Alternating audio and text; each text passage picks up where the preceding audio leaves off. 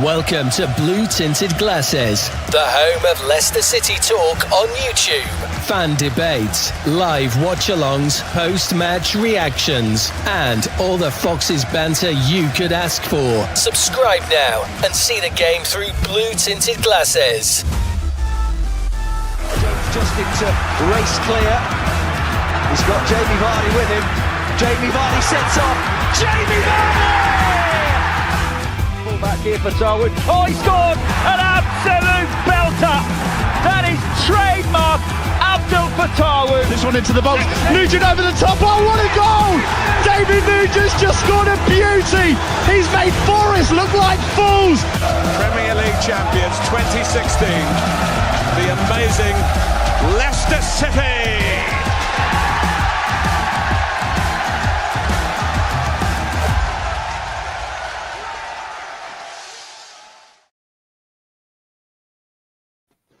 Good afternoon and welcome back to Blue Tinted Glasses.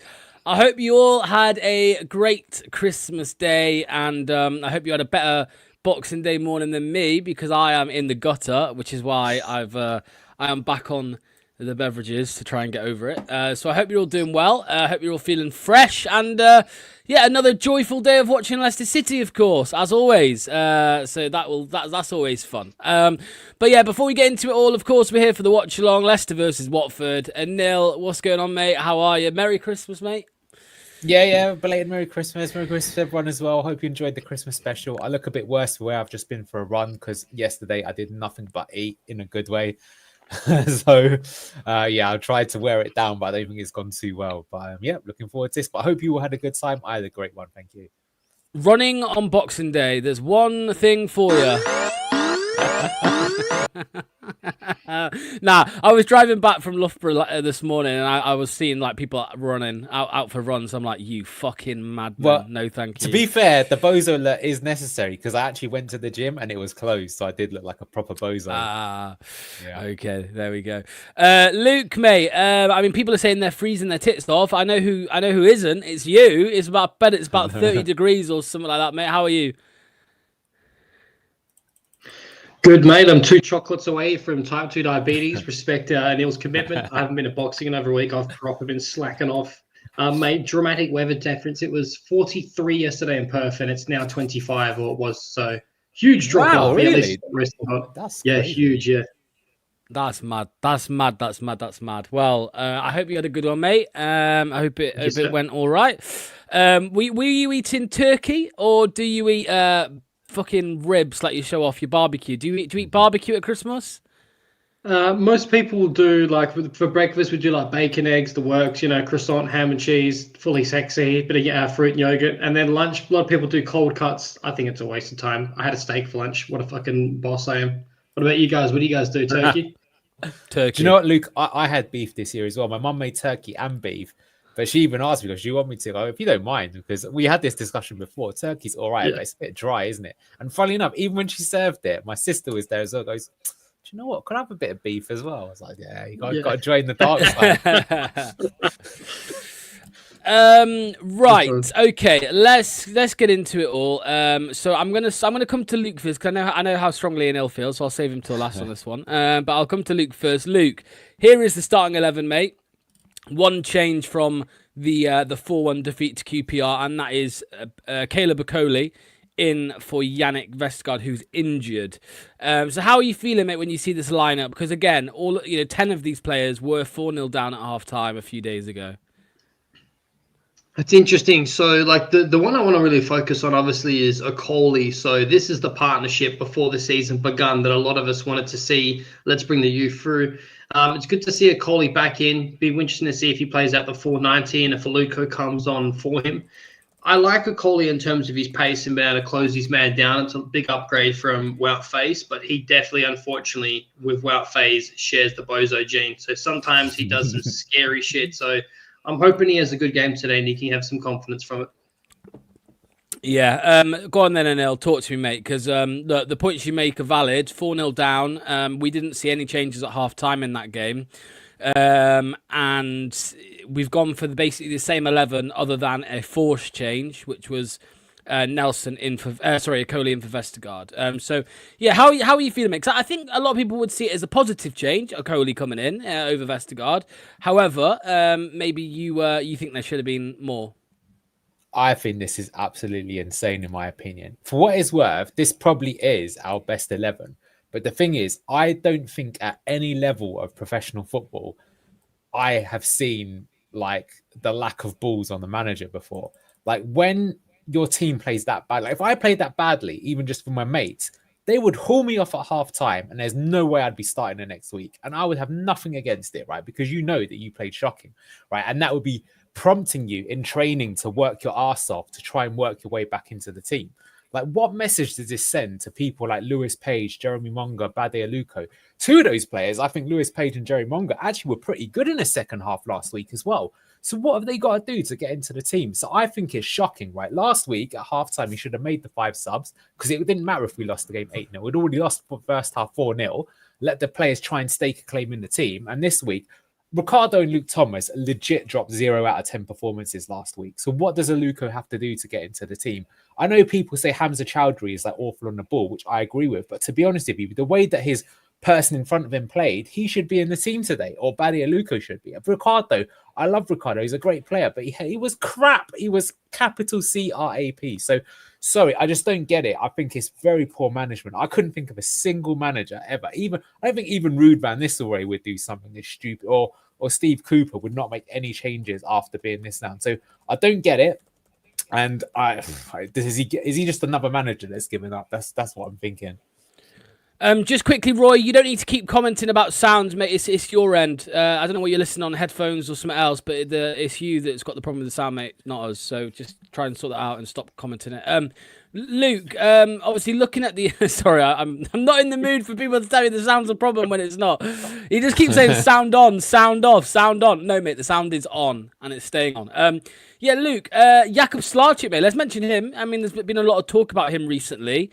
There's been a lot of criticism thrown his way. I would say, Luke, I can understand why he's not been dropped, because I think it's different for a keeper, Luke. Like, you want to try and maybe play the keeper through a bit of a bad time, and get through it. But I would say Jakub's been consistent. He's consistently had problems, all season.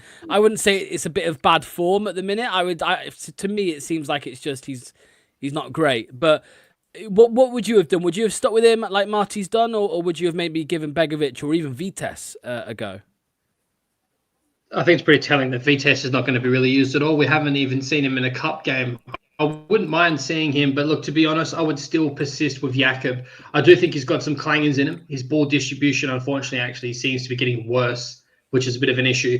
But in terms of shot stopping, like, he still has made some decent saves this season that we all do forget about. I think if we hadn't seen him have a bright start under Enzo, and even when he came on for Mads every single time when he was called upon, he was decent. So I think we kind of got a little bit high expectations for him in terms of, we thought the championship he was going to be more than a good enough keeper, which he still is, but maybe not as good as we unfortunately expect him to be, particularly Reece and Clippo, unfortunately. Clipper getting a mention there. Yeah. Getting dragged in the mud as their Christmas present from Luke. I apologise to Clipper, because every time he comes in the chat, I have a little pop at him about something. But no, it's all love, Clipper. I mean, your nephew Clipper on the Calling Show last week did say that he was wrong, and that he was wrong about Mads is better than Jakub. But anyway, let's see what some people are saying here. So Gray says, afternoon, hope you all had a great Christmas. What Fox's team will turn up today? I think, Neil, for me, mate, this is where I'm at. It's like, I don't know what team's going to turn up today. And of course, a part of that is down to the manager as well, because the manager has to get them up for it. He has to get them ready for the game.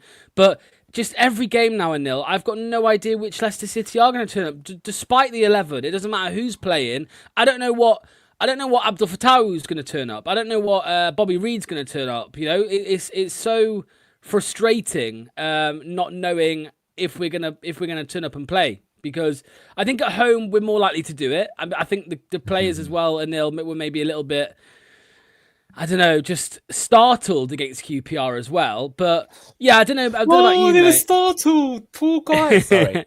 It's like when Chilwell didn't want to take the throw in at Millwall. Do you remember that? Yeah. The thing is, Locks, though, is again, I talk about management, right? Because the thing is that in a situation like this, I've seen this happen even with some of the best managers of all time, like Ferguson and stuff like that. There were times when they accepted that they had to start rebuilding the team and they got rid of the veterans and they started playing some of the youngsters and they weren't as good as they were in previous seasons. And they just sucked it up and they realized you got to look towards the future, not the past. So you are right. We do have these inconsistent players, but the inconsistent players are the ones that are shit. So you now got to start putting your investment in the youth. Now, look, to be fair, those young players, they could end up being like Luke Thomas, where we just think that they're no good anyway. But Luke Thomas is given a properly long run of games. He's 25 now. Same with Hamza. But some of these younger players, like Jeremy Monga, Lewis Page, they haven't got to that stage yet. So those players should now be put, like I said, for a game like this, when your professionals, your veteran players have been as fucking stinky as they were last week, you've got to make changes. So, yeah, I don't know what team's going to turn up either, but that's why I would rather that we now start giving people a chance, right? Marty talks about using solutions from within. No, he's not. He's fucking lying, man. I'm sorry. That's what I dislike about it. Like I say, this has got nothing to do with the fact of liking someone or disliking someone. It's just looking at the actions, and these are really poor actions from somebody. So, yeah, I don't know. And to me, I'm a bit worried, to be honest, if he locks, because I kind of feel that, what kind of message are you setting? Like I say, if I was one of those younger players now, I'd be thinking this manager just ain't going to give me a run in the team. So I might as well just ask to go out on loan or fuck this manager. I hope he gets sacked so someone who else does come and gives me a chance. Yeah, I mean, 7 years ago, lads, was our last Boxing Day win. That was against Man City 2-1 under Claude Puel. I read today that we have the joint worst Boxing Day record in the Championship or something like that. And Watford, I think, have the joint worst away record this season in the Championship. So, yeah. It's when the stoppable force meets the movable object. Who will win? Another El Gashico. We've had a lot. I was going to say, we've had a lot of El Gashicos over the last 12 months. We've got another one right now. Right, let's see what everybody's thinking. And everybody in the live chat, start getting your score predictions in. I'll get Luke's and Anil's in just a second. Let me just bring this comment up, though, Luke. It says, if a 17-year-old is thinking like that, they can leave. What was he talking about? I can't remember. Well, he's probably referring to someone like Louis Page or someone that wants to break into the team. But I disagree with this. People forget what it's like to be 17 years old with a ball sack, fucking raging with testosterone. You want to prove to the world that you can.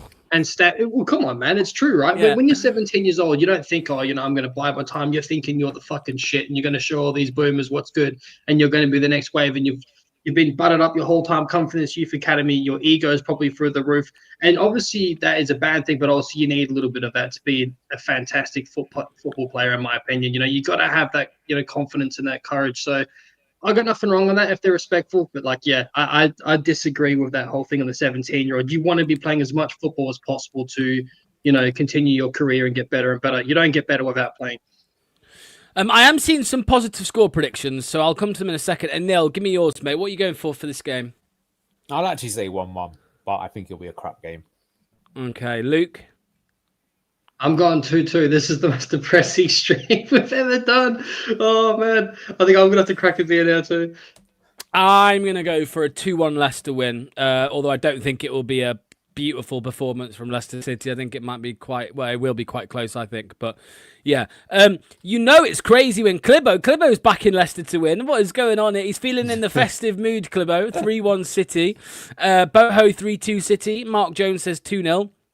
We do have a Watford fan here who says 5-0 to Watford. I was going to say no chance, but we saw what happened against QPR. So Gray says 2-2. Myra says 3-1 Leicester. 3-2 for Watford. That's says Jeff. Fox in the box. Yes, it is Jeff. Yeah, hello to Jeff. Luke Thomas, hello mate. Get off your phone. You're meant to be on the pitch. 1-1. Planet Earth is saying a 3-2 loss. Sean James is saying 2-1 Watford. Graham saying 2-0 to the Foxes. Ronald McDonald 3-1 Leicester. John 3-1 City. Scott is saying 4-1 to Watford. And Ray is saying 3-2 to Leicester. Jack says losing today and on Monday against the Sheep. Then again, who knows? Let's wait and see. Okay, as always, if you're new around here, then you know the rule. If you're not new around here, you know the rules as well. At the top, you will have the match clock. So please try and stay synced up with us and do not comment in the live chat unless we react first. Otherwise, unfortunately, you will be kicked out of the chat. So there we go. Yeah, I've just read that, Luke. But yeah, please don't spoil anything. The clock's at the top. You'll know where we are, and yeah, let's get into it. Luke, can we just drop the volume down slightly, please, if that's all right? Yes, sorry, man. It's real sensitive this thing every time. Yeah, it's funny though. Looking at all these score predictions, it just shows you how inconsistent and unpredictable the team is. It could basically be anything, which is partly enjoyable. But just our team should not be at that level yet. Like, if the team right now was mostly the youngsters, then I could understand like the massive inconsistencies of one week being brilliant and the next week being utterly gash. But when you've got all these players that supposed veterans, it's very weird, isn't it? It's a shame Duck's not here, guys. That guard, whatever his name is, that Danish player, Duck could fill us in. And he scored 8 goals. He's on loan from some Serie A club. He's actually pretty decent. This look of it, this Danish player up top for Watford in some decent form. Yeah, I was going to say, here's their Udinese, isn't he? He's their sister club. Watford have got this dodgy thing where they own 2 clubs, the Pozzos, so they can trade players between the 2. I'm gonna do the typical ignorant, too arrogant comment here, but I look at some of these names on Watford's team and I just think, who? So we have to be beating these. No offense. I mean, there's a couple good players there, but they are missing 3 as well to AFCON, I hear. Yeah, they're missing that winger as well. The Iracunda. Yeah, from Bayern Munich. Yeah, is he on the bench there? I was surprised. I was actually looking forward to seeing him. He is on the bench actually. Yeah. Because to be fair to QPR last week, like some of their wingers were really good, weren't they? Okay, so Nelson's the deputy on the ball. He's going to be the middle of the. Almost looks like that's obvious when Vestergaard's not going to be in the team, right? Final last words. We have to beat them. Yeah, we do. If it's a jinx or not, I don't know. But all I know is we have to beat these. This is where Graham messages saying, I can't believe we haven't mentioned once, obviously, Deeney Day.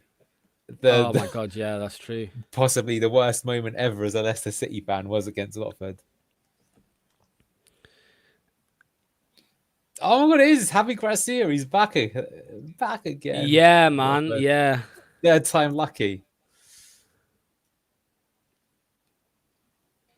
Irakunda's been disappointing. I have heard that, but he's still one of those that I think just if you've ever played Football Manager in your head, you're thinking he's the next Messi. So, yeah. Oh no, that scarf. That's not a good sign. Luke, when the drip check is that gone. Dude, it's like fuck. It's more than it looks like 2 scarves tied into one. It looks like he's got an anaconda trying to strangle him. Drip check is a massive. At least he's not wearing that big fucking horrible jacket. I hate when he wears that. Yeah, I know. He looks like the Arsene Wenger style one that's like enough to like stripper's jacket. Tom Ince is playing for them. Jesus Christ. Definition of championship. Yeah, mate. Tom Ince is. We're going to make him look like fucking Ronaldo as well. Probably. Luke, I hear you've not cracked open a beer yet, mate. I'm like waiting for Vital to score first. From your memories, Locks, who's the best player you've ever seen in the championship? Like against us, maybe than for us. I would say it's either. Well, yeah, I don't know, man. Against us. Well, let me give you one. Do you remember Peter Whittingham for Cardiff? Oh, baller. Yeah. He scored this wicked free kick against us. He's like, in my opinion, I never understood why he didn't actually end up in like a top 5 Premier League team. He was so good. Yeah, he died. He fell down some stairs. Yeah, I know. It's tragic. But he was like prop gone. I got lucky there. Defensively, he didn't cover his man there. We could have just got pulled apart there. It was good to see Skip there also drop back in and cover for Nelson when he got pulled out of position trying to make that challenge. He thought he played the ball out there off this player. I want to say, like, not really against us, but like, some classics. Adel Tarapt. I mean, that's a good shout. Yeah, Mitrovic, baller in the Championship, goal scorer. I'm trying to think back to 10 years ago now. Yeah. I mean, to be fair, you're a big fan of Gustavo Harmer. I mean, he's a good player as well. Yeah, but I would have like... Tarat's obviously levels above him, yeah. Well, I'd have like Somerville last season over Tarat, over Harmer. Do you know what I mean? Okay. What I'm trying to look for, I guess, is those sort of like, underrated players that they didn't necessarily do so good in the Premier League, but Championship, they were just different gravy. Because, like I say, just like looking at Tom Ince, he's just one of those, he's one of those, like I say, definition of Championship, but not necessarily about a Championship level. He's a good player, good stuff still. High press is aggressive today from Leicester. Hasn't worked yet. Is it? We're sitting back. No, we're just quiet.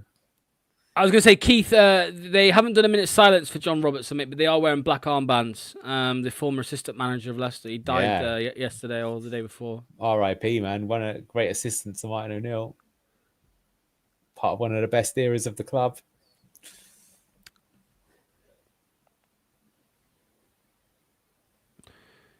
Billy Sharp, that's a good one. Barry Bannon, another one. Yeah, I was going to say, fucking, what's his name? Jordan Rhodes. Do you remember him? Oh, yeah, he was quality, wasn't he? Yeah, Jordan Rhodes was a banging goal scorer.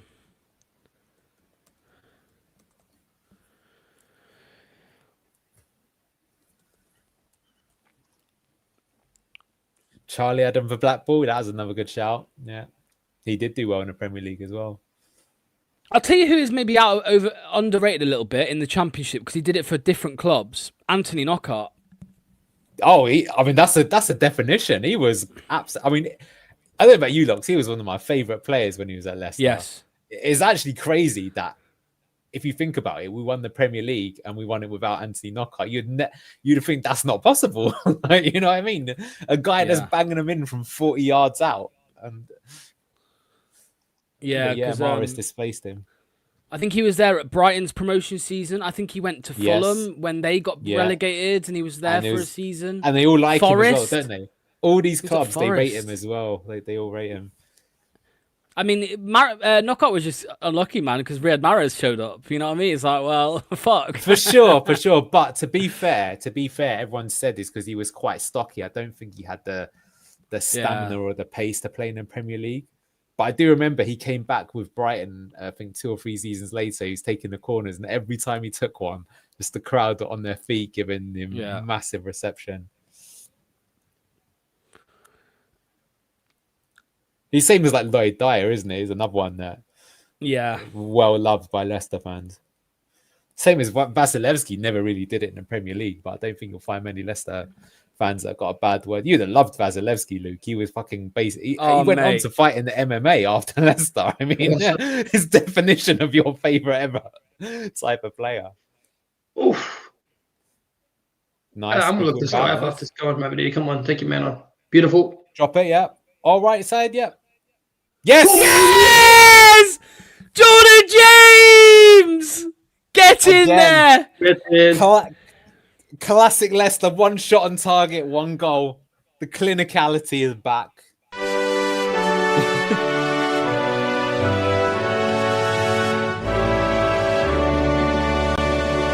Good time.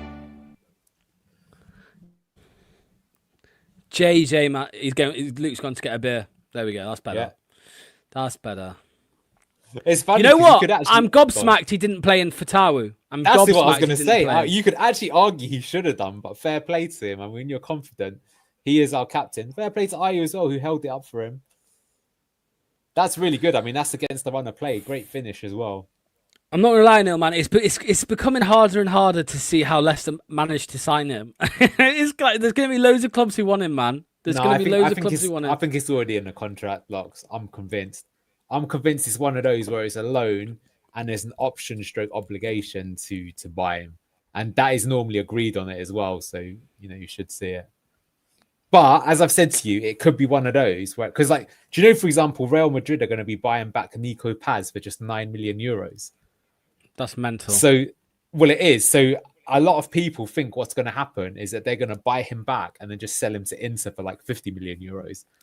And if you think about it, that is just so technically, you know, they are signing him, but they're not going to play him. They're just going to flip him, type of thing. Goalkeeper got wrong-footed. Yeah, he might have been. He probably wasn't expecting this shot. What you got? The why wife is it beater we there? score? Oh, sorry, go on. I was going to say, Luke, you got the wife beater there, mate. What you got? What you got there? What if something new today? I've never tried this. Ooh. I'm in festive season, so yeah, Sapporos are good normally. I don't know. I've not had that one though. You have to tell I'm us the how dark it is. one. I'm a dark man beer.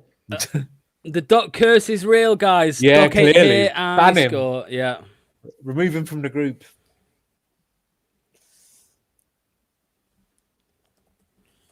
Sexy. I'm messaging Doc right now. You're never Welcome back. coming back on the Watchalong again, ever.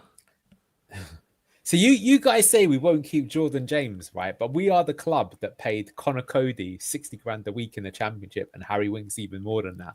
It's like, 90, yeah, Graham's yeah. right there. If the money's good enough, and I believe we will give him Harry Winks his wages. And the thing is, he would actually be worth it. And Jordan James, well, I don't know if any Championship player is worth it, but if there was, you'd have to say that Jordan James is that player. Like, it's hard. Where would we be without Jordan James in this team? Fuck me. 20 relegation zone. Yeah, relegation zone is my prediction. I think he's going to be captain next season.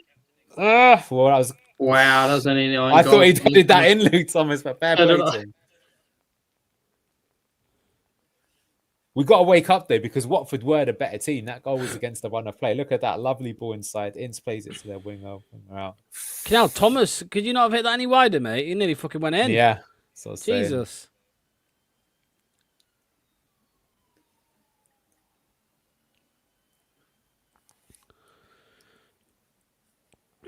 He'll want to play in the Prem, yeah, but I think you can get around ways like. Oh my god! And hell, that did not take long. Was that Jakob again, bro? Bro, was that Jakob? No, it's been ruled out. It's been ruled out. Wow! Oh my god! I'm blaming Jakob anyway. Wow, hate watch as well underway. We're lucky because that's really rare in the Championship for the goals get ruled out like that. Let me see what happened there. Yeah. Right.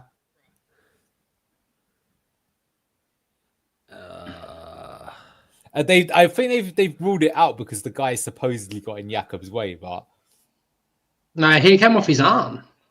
Okay, then that is. It did actually. I don't know if that's an actual rule though. That's what. No, you're right. It did. It did. It came off his arm. It came off his arm. Great call, as somebody said. Yeah, no, that is a great call. Yeah. Go on, Nelson. That's warning signs. Well, like I say, they've been a better team. We might be 1-0 up. We got to wake the fuck up. Yeah, they were blocking our passing lanes and overloading us as well. They looked proper good the way they were set up. Watford before was going to call it out. So, when I was saying about if he wants to play in the Prem. I mean, there's ways around it, right? You can prompt him that if we're not promoted, then there's a release clause to Premier League clubs. Yeah. That's what I think would happen. Because you are right. I could see him play one more season in the Championship, but he himself would be wasting his time if he does any longer than that. But yeah, if you're literally made the marquee player and given the best wages, probably even the captaincy, etc., etc. I agree with that comment. If we had 6 players of JJ's attitude, we'd be in the top 3. Yeah, talent wouldn't go amiss either, but definitely the attitude. Yeah, man, we can't get out right now. This is the problem with this mid block, man. It's a bit disappointing that we haven't got better at it. Do you think any players? This might sound like a really retarded question. Do you think any players get Christmas boots for Christmas? Football boots for Christmas. I think the club would pay for all that sort of stuff, wouldn't they? Yeah. Well, I think in sponsorships, but I'm just saying, your girlfriend your girlfriend buys you a pair of boots for Christmas? You have to. Do you know what? Look, probably a decent cross. The sponsor probably does send it to him. Do you know how sometimes, if you work with another company, they might send you a complimentary gift because you're one of their best clients? It wouldn't surprise me if they do send them some boots. Dear Abdul, Merry Christmas from Nike. Here's your your boots. They're the same as your other boots. Do you reckon they have a laundry person, or do you reckon they get a brand new kit every single game? No, it's literally there's kit men, isn't it, who do that. Yeah, I thought so. Yeah. Because they've gone woke. The game's gone woke, Luke. Back in my day. No. Like, you know what used to happen, actually, even back in like the 90s and 2000s, stuff like that, is that the younger players had to wash the boots from the older players. I think even Fabregas, when he went to Arsenal, had to wash Vieira's boots for the first season or something like that. Then they ended up selling Vieira's Juventus and playing Fabregas instead, yeah. I want to say it was McAteer cleaned Kante's boots. I want to say, I think it was McAteer. He used to clean Kante's boots in that season. Yeah. You would think Kante would be too humble, wouldn't want to even do that for him. Yeah, exactly. Well, it's not even down to them, man. They take their boots off like after training. Yeah, they're just there. Oh, nice. That was good. Bobby Donkey over Mabadidi. Yeah, that's it. Yes, found him. Bobby Reed. Oh. Bot. Bot. Been playing Fortnite all night. Probably has. Donkey over Reed just got nutmegged in last position. Oh, Luke Thomas. My missus bought me some deodorant. She's trying to tell me something. Yeah, but that's it's not your missus if she doesn't buy you at least a bottle of deodorant, man, at Christmas. It's always one of those gift sets, isn't it? That come with like the links. yeah, the shower gel, the antiperspirant, all of that stuff. I'll tell you what, I got a new scent today this Christmas actually from Lynx. Let me see if anyone's tried it.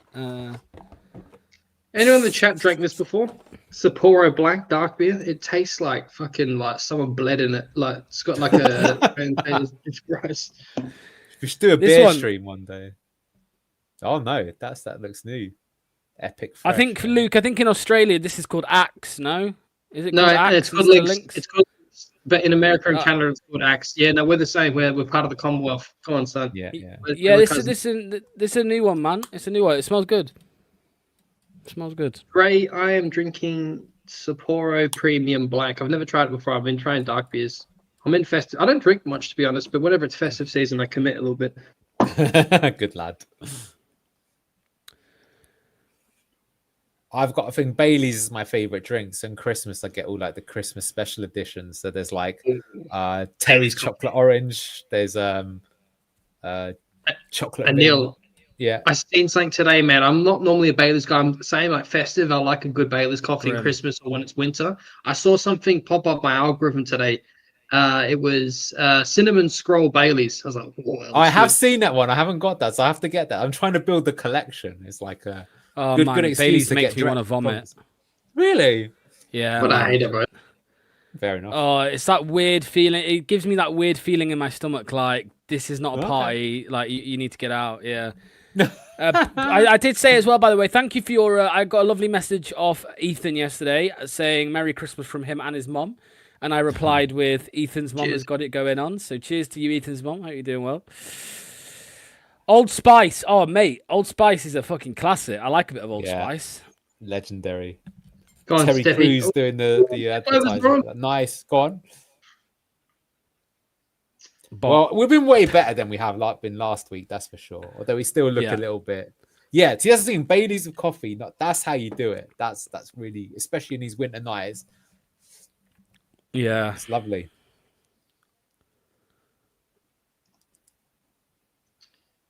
I was just about to say, Steffi, that was a big psychological win for him to beat his man there, and then he kind of took it a bit too far and lost it. I hope he's still feeling confident.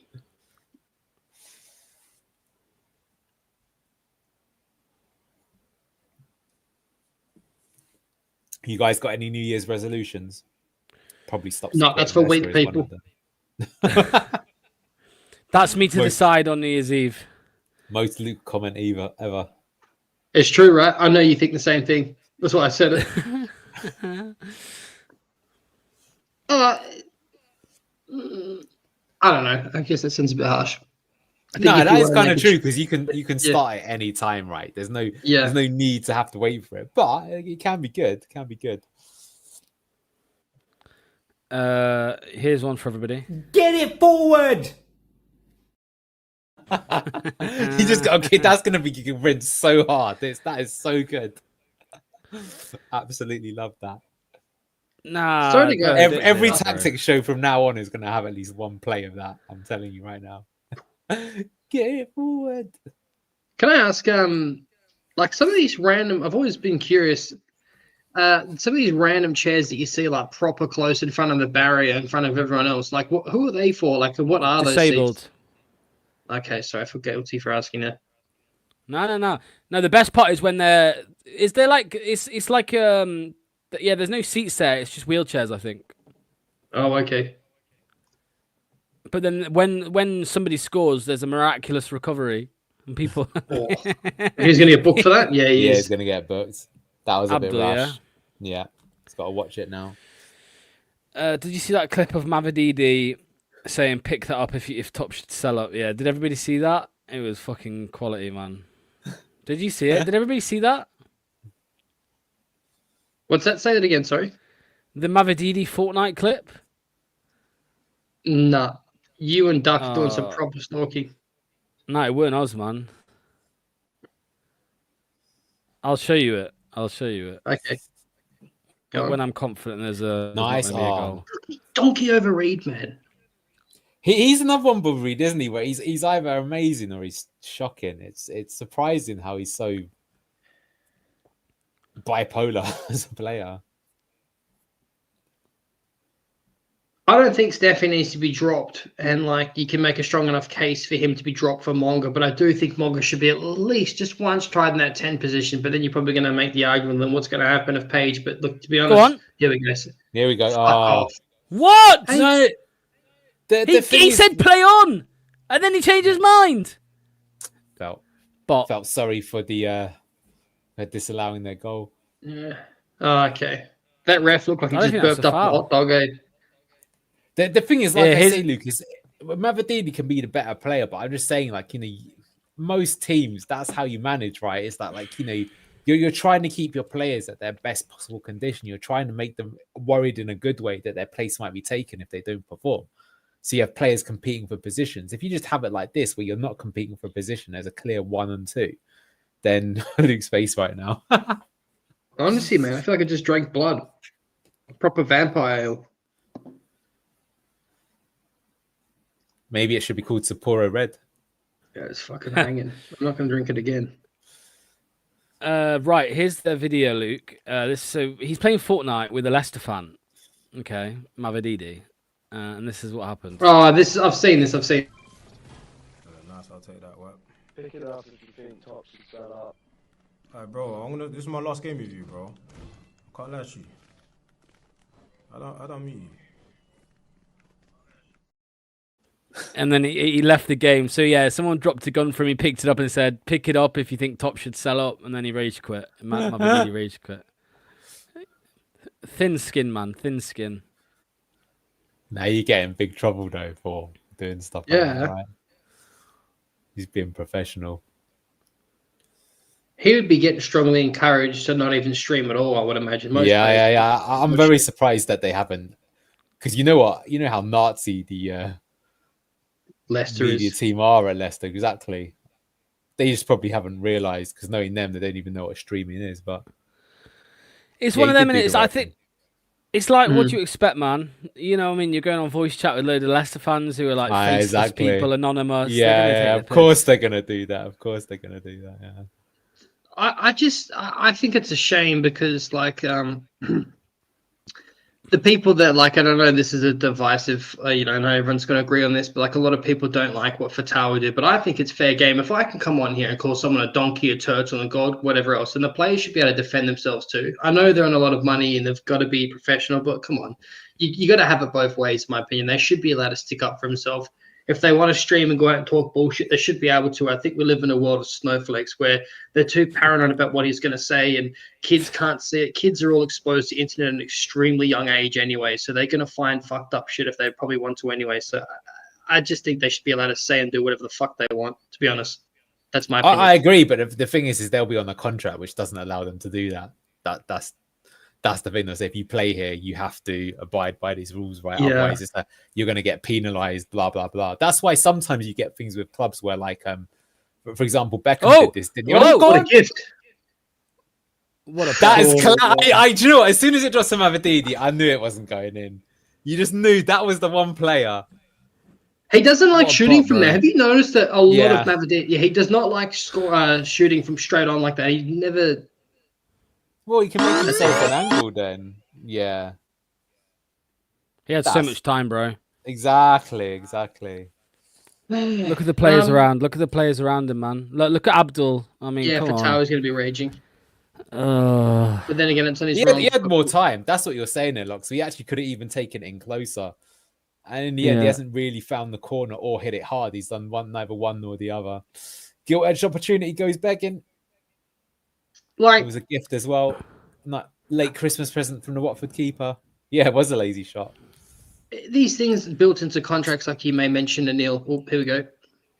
This is Oh, not that good. was not good. Thomas from has been Leicester. turned like a fucking salmon. Skip gave What that the away there, fuck? though.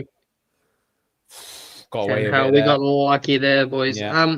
There's an These- awful touch from Skip in the build-ups. Like, yeah, go on. Crazy things written into rules and contracts, Anil. I think you lose characters, and then like in football, like you don't get to see in abundance anymore like you used to. Like you say what you want to say. Like let's say hypothetically, Jack Grealish, like tap in, pass it back. He's doing better at Everton now, but like. You would see him drinking beers and stuff after games and saying, like, I don't understand this ice bath shit and fucking stuff that Haaland does. I just have a beer after every game. Like, that's a proper bloke. Like, still be able to perform to the highest level, but live a normal life. You know what I mean? Like, Go on, I think that's when people make the joke of the game's gone. They're completely correct, though.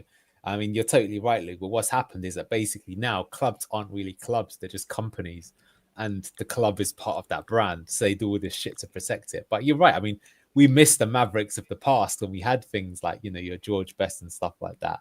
I mean, even like just mentioned it, I don't think you'd get a player like Vasilevsky these days that, is that combative, even the champions. You have loads of these type of characters beforehand. It made football way more enjoyable when you had players like that, Or you might have people like, I don't know, say Robbie Savage, who's more like the heel character in wrestling, but out on the pitch, right?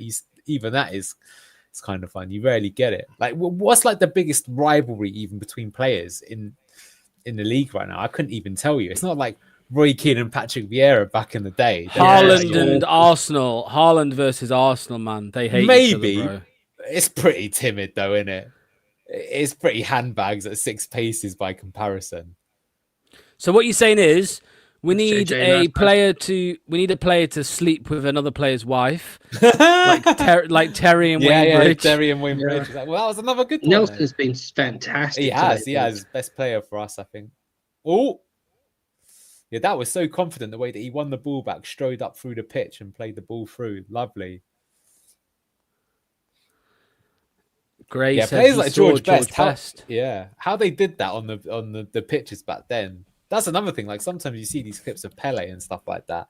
You think, oh, it's not that good. Then you look at the pictures, you think, fucking hell. How are they doing it? That famous quote from George Best. If I had to choose between dribbling past 5 players and scoring from 40 yards at Anfield or shagging Miss World, it'd be a hard choice. Thankfully, I've done both. Or the other one where he goes, I spent millions of pounds on booze and women. The rest of it I wasted. Yeah.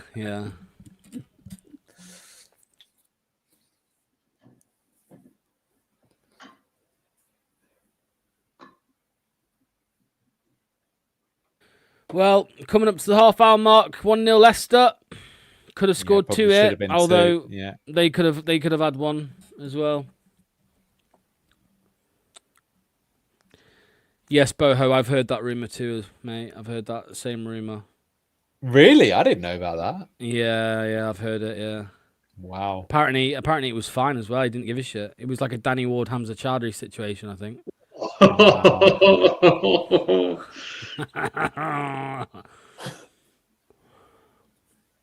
Allegedly. Why aren't Marty playing Hamza and Ricky at the same time? More number of dynamic players means more chances of winning the game, isn't it? Hamza is a natural midfielder. Because why? Who would you play Hamza instead of? Skip? I think, unfortunately, Hamza's not a natural anything anymore. He's a utility player. Why not play Skip, Hamza, and James together? Who's the 10 then? We're gonna lose the players, surely.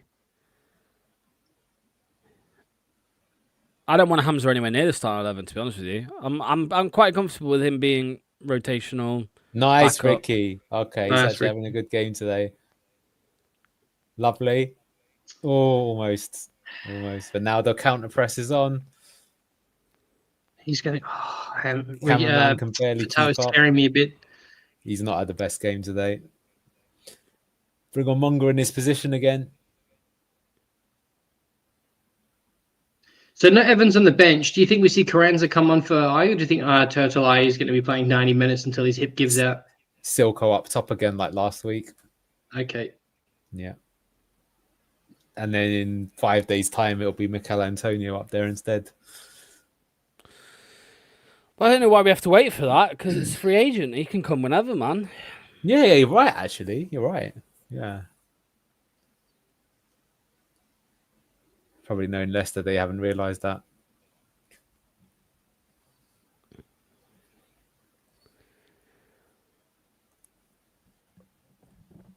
Oh, mate. Fucking hell, I'm tired. Christ.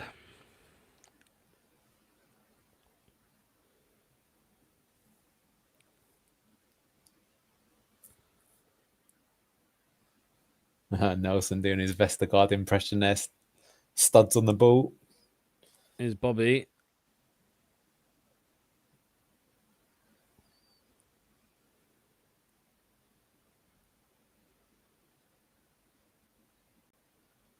Nice. Will both teams score? Yes, probably.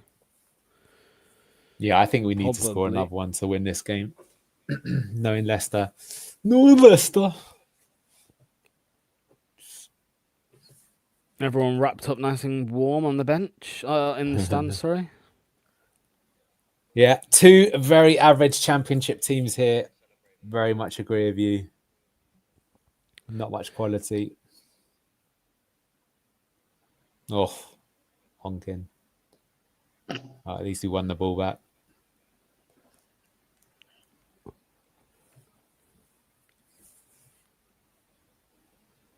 Nelson. I think we need to score. Yeah. Nelson's been great. Rolls Royce back there.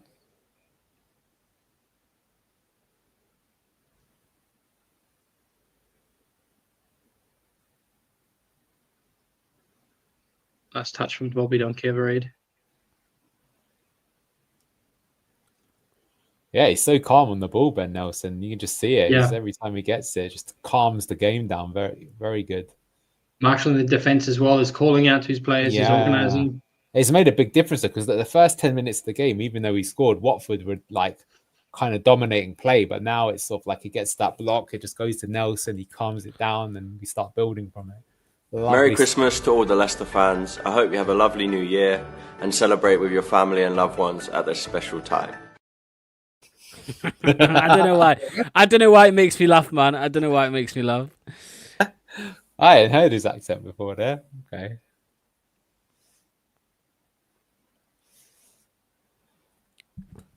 No, it's not AI, man. It's not AI.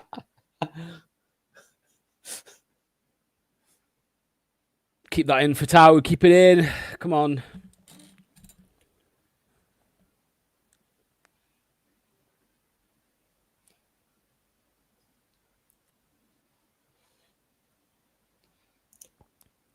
It's funny, they're all gone. Oh, the Christmas lad there almost.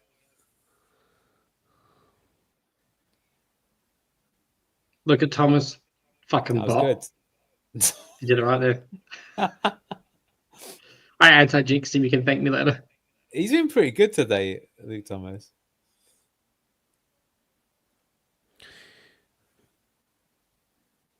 Get it forward! Oh, and he just swung it out of play. Fuck's sake. To be honest, he's probably been the worst player out there right now. Who? Abdul. Yeah.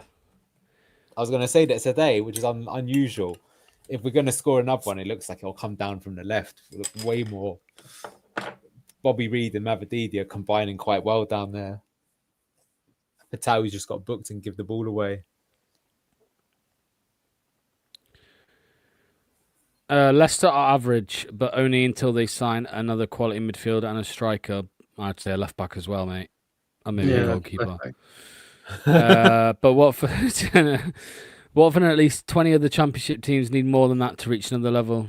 Hamza is not playing, mate, no. We also need another box-to-box midfielder in case JJ gets injured. Yeah, for the squad depth. Sheffield Wednesday are beating Hull. Wow, really? You know, they're playing, I think, the youngest average age team in Championship history today. They got so many injuries. Yeah, there's like 7 players under the age of 19 or something playing with him. Is VK done at Leicester? We can only hope so. Yeah, I mean, he's injured. I don't think he's due back for another couple of months, man. So maybe was next he summer 15 or 20 million? He was the record starting for it. I think he's less than that. I think he was like 50 million euro. Look at this again, Nelson. Fucking, do you know what? The way Nelson's playing, it always makes you think he could be a CDM. Ooh. Go on. Beautifully weighted pass from Thomas there, to be fair. Yeah. To Turtle. Like I said, he's had a good game. Ooh. Mavididi's been 6s and 7s for me. Yeah. Mongram. Yeah. He's definitely going to come for Abdul right now, though. That's the problem. You think he's going to get sent off? For Tau, no, it's just because I know he hasn't done anything really. At least Mavididi, I agree with you. He's like sometimes good, sometimes terrible in this game, but at least I think he's affecting the game. I just feel like at the moment, like hopefully he proves me wrong, but it goes out to the right hand side there and the move breaks down. That was a honky pass from Fatau as well. Yeah, he's got away with that there. The skip bailed him out of trouble. Apparently Marty shouted and gestured towards Fatau. What the fuck was that when he got the ball out of play? We should do, because that was crazy. Left back, what the fuck? Oh, they're rotating, aren't they? Nice. I mean, that works. Go on. Oh. Oof. Imagine that went in. Well, I mean, he's capable of it, isn't he? He missed his penalty last week. God. Yeah, no, I'm just talking the Steelers for life. I know you support Watford, man. There's nothing wrong with that here, yeah. But stop saying tied up. What do you mean? Stop fucking spamming the same shit over and over again, or you'll get blocked. Merry Christmas. Ever since Hamza, the roster. Yeah. Donkey Day. Wow, where the fuck is Jakob? Oh, here we go. Coley's on the floor again. Mate, this guy's the biggest pussy I've ever seen, man. He's always on the floor. Fucking hell, man. Pussy. As long as he plays well, don't matter. Ever since Hamza turned up to play for Bangladesh, there are too many of these comments about Hamza these days. He has become their Ronaldo. To be fair, they only said, is he playing? There's not been that many today. But yeah, if I start seeing spamming fucking Bangladesh flags, then you're getting blocked. I'll do it before you. Don't worry about that. All right. Fucking winds me up.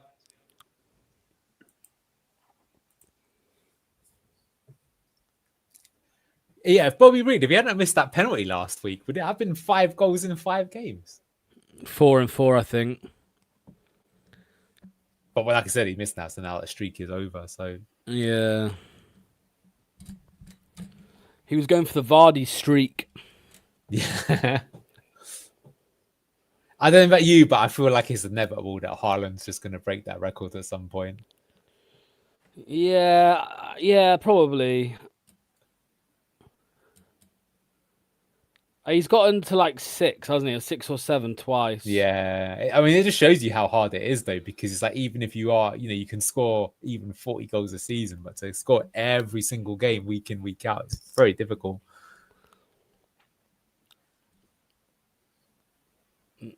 Man, that season, what a season. What a season. I love you guys. You inspire me. What?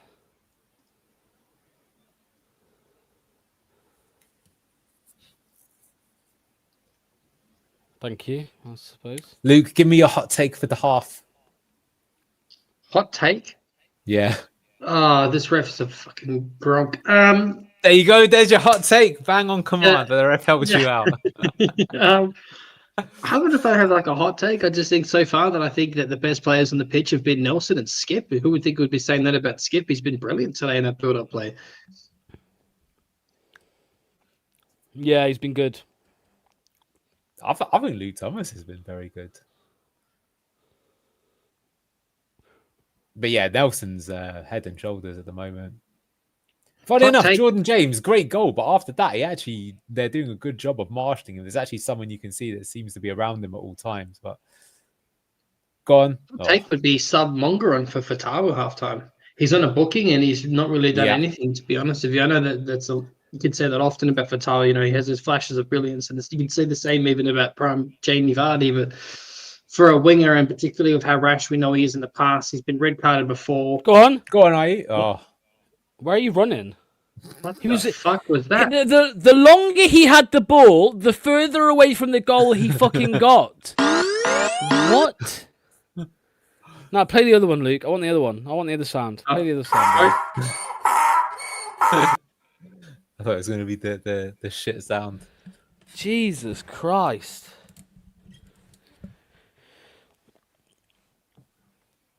Yeah, he was running fucking backwards, Tony. That's where he was fucking... Well, it was sideways, but still, same thing. Look, watch him. He gets further away from the goal. Look, he went backwards. Oh, my God.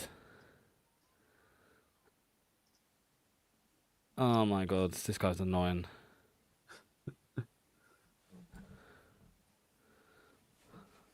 Last chance. Who's this? Get forward. Oh, get Antonio in. And look, Lox is right. I was thinking we have to wait till the window, but we don't. He's a free agent. He could sign any time. He could be in the team right now. He could be training, the bare minimum. Well, he is training, but I mean, just saying, like how off it is he? Because he's going to need games to get match fit, right? He's not going to be able to. Josh Janelli's a free agent. Get him training with us. Just saying. Hashtag. Fuck off. Fuck off. Who? Luke. Oh, God. Oh. Josh Janelli. Okay. That was a lovely move. I want to see Aaron Ramsey come on this game. I was surprised he didn't come on in the last one, but actually, no, sorry, he did come on in the last game, didn't he? Came on for Jordan James. Yeah. Page, Aluko. Yeah. Stilko, and yeah. Well, no, it's just because even now, I would say, obviously, Jordan James has been our best player this season, but I would say in some of the games, Aaron Ramsey looked mustard. He looked so good. Like, it was the most obvious case of Premier League player masquerading in the Championship that I'd seen. Yeah, pretty much. And go on, Skip. In my opinion, he's playing. Brilliant ball. Has he found him? He's got to cut in. Who's his options? Where's his options? No, do you know what though? That's one of the few times I would actually defend for Tower. That other players didn't break their lungs enough to get into the box. No, I'm with you. That's why I was shitty. I wasn't about to slate him. That was good from that pass from Ducova Reid to find Fatawu, but I think that once he's ready and he's fit, to be honest with you, I just think just play Ramsey in the 10 and have Bobby Donkey over Reid as the cover for the 10. I think that's the... Yeah, that's likely what's going to happen, isn't it? That's a bit poor from Skip. That guy dived a bit, though, for sure. Like, what a bitch.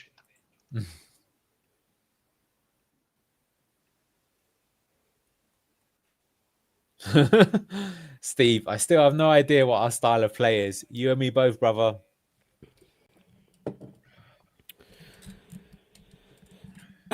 Would you take Jokeris on loan? Man, I am... on Boxing Day, I actually haven't got the energy to deal with fucking bozo comments. I'm sorry, guys. So if you see me moan about you in the live chat, I do apologize. I'll be nicer next week, but some of these comments today are fucking making me want to... Yeah, man. Some of the comments today in the live chat are making me want to jump out my window head first, brother. Honestly, Jesus. Hey, Lox is on the Luke gene today. Nah, man. Some of the comments are bozo today, man.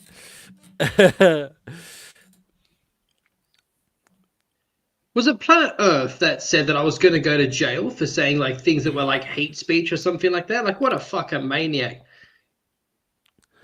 Yeah, man, bozo.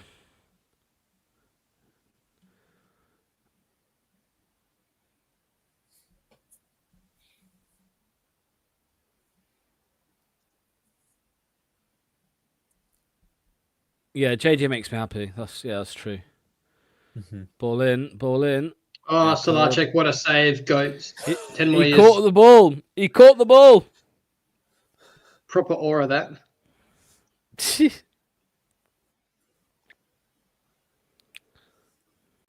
That's an interesting Go on, comment. hit I think that. they'll wait Diag. to sign Antonio until January so they can claim it's like a January signing. That would actually make sense. They might even Hit wait me a till deadline diag. day. Give me a diag. Give me a diag. They're just going to wait out the half now, probably. Oh, crikey. That's appalling, man. 20 games in and we're... Oh, no. Hey, oh, my. Fucking hell, man. Oh, no. No, Coley, you fucking... Burke. Where's that Burke? Berg of the match. Yeah. Mate, Well established. That is Fucking criminal. Absolutely criminal from a Coley, man. Yeah. There's no need to do that at the build up to half time as well. Imran is out there screaming about fucking playing the bag. Look at this. See what I mean? He's got the bozo gene in him. Mate, Caleb is one of the biggest bozos in this whole team, I'm telling you. It was a great goal, but I mean, it was just, there's no need to do that. First time. No one will ever convince me. No one will ever convince me that Caleb Coley is better than Yannick Vestergaard. Anyone who tries to say that to me ever again is banned from this fucking channel. I don't even care. Free speech is gone. If you think Coley's good, you're banned. Cancelled, man. Fuck. I remember a certain someone that thought he was going to have 8 goals this season and also was an Italian international. Yeah, Sell bro. for a big profit. And he thought he was fast, and he's not. He's not slow. He's faster than FaZe. No, I'll say yeah. that. FaZe, I don't know what he is. He's just a fucking fraud. Sideshow Bob looking fucking big. What a fucking donkey, man. What a stupid fucking goal to give away. He's shit, bro. He's shit. He's terrible. I reckon put a Luca one for a Coley halftime. And also, that's so criminal to do that in a 44th minute as well. Like, I mean, come on, man. Just because what they're doing, they're dilly-dallying to make the pass, and he tries to try and kick it along anyway, but he's unclosed down because he's telegraphed it. It's so obvious. Sean, why does he drop a player in from the cold every time? Well, Coley was injured. He wasn't in the cold. He was just injured. Now Vestergaard's injured. So it was. Is he actually injured? I didn't know that. Yeah. Vestergaard's got a knock. So it's either a Coley or Fass. Take your pick. Take your pick. Anyway, we're half time. I don't even know what to say there, Anil, mate. I think it was a pretty. It was a pretty average first half, right? It was a pretty average first half. I think it was a good goal. I think we did pretty well, right? Massive improvements from last week, obviously. But again, just a fucking bozo moment. Just absolutely shits on the half, mate, at the end of it. Crazy. Yeah, it's ridiculous. And the problem is as well, you don't know if that was our good half or our bad half. And I mean, I'm looking at the stats here. XG was only 0.25. So, I mean, again, we've just been lucky, even clinical there with the chance that we made. That said, I think we looked the more likely to score a second there, but it's all back to square one now. And just these retarded goals as well. Like, yeah, it's no problem when someone scores a worldie against you, but that's just giving a goal away at the most stupid time. They probably did deserve a goal. I think that is probably fair. But I mean, we'd ridden out the storm and I said 1-1 before the game. I mean, I don't know. What are you going for? What did you make of the half? Mate, yeah, I don't know. I just found it a bit of a snooze fest. It was yes. I think snooze fest is a fair thing to call it. Very boring. I don't know. And then obviously just a bozo moment. I think, if Martin must just be thinking, what the fuck?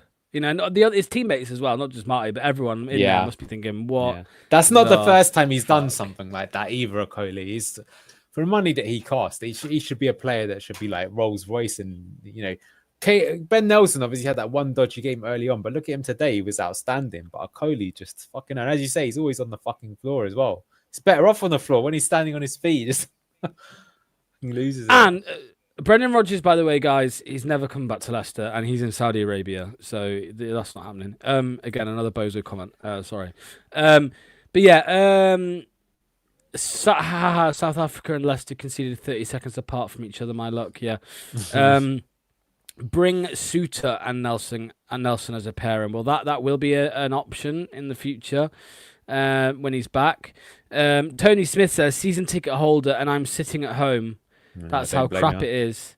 Well, that says it all, Anil, doesn't it? That says a lot about how people are feeling right now. Stop asking about Rodgers, please! Jesus! Stop! I've already said he's in Saudi Arabia, man. Bozo comment after bozo comment. Sorry, I'm not got much patience today. Yeah, I love it. I love this new look. Should be a New Year's resolution. Be more zero tolerance. Yeah, Tony. I mean, that sums it up, doesn't it, Anil? Tony says, "I'm a season ticket holder, and I'm sat at home watching this." Some people just not feeling it at the minute, mate. Well, could you? It's awful to see it. I mean, look at that as well. Even though we won the lap, you can't really say we were that good. We were all right, but someone called it earlier. It's just two bang average championship teams going at it. Yeah. Luke, I can't tell if Luke's here or not. He was, and he's coming back. I can hear him in the background. Who's that with the camera? Without the camera. Luke, yeah, Luke will be there. There he is. You're right there. You choking on your blood beer? No, I've switched governments. I got the Guinness now. What's going on? All right, nice one. Go on, talk to me, Luke. How are you feeling, mate, about that half? Because I mean, me and Neil just basically called it a snooze fest, but you know, it was 1-0. We were doing the job for the time being, and you go and have that fucking bozo thing at the end, bozo moment from McCauley.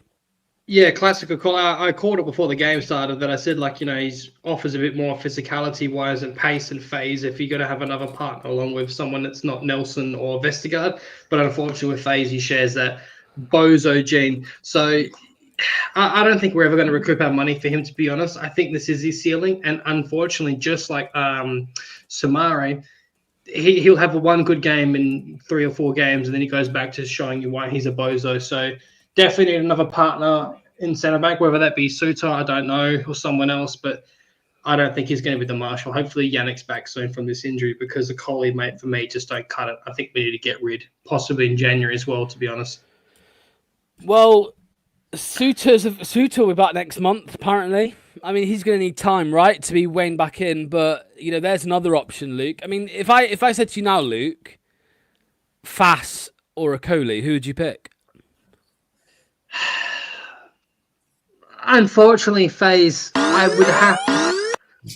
I'll explain why. I think they both share bozo genes, but I think that Faze is a little bit more organized. Like Okoli wanders way more than Faze does. Like Faze, he may push up in possession on ball, and he may progress the ball at the pitch, which is actually quite effective sometimes when we're dominating. But Okoli, some of his positioning on the pitch sometimes gives me like proper anxiety. So I don't know.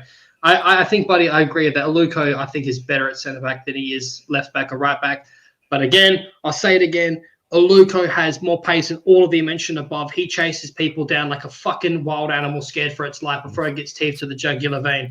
I want to see Aluko come on and put an absolute crunching tackle and fucking fold some Watford player. Come on, son.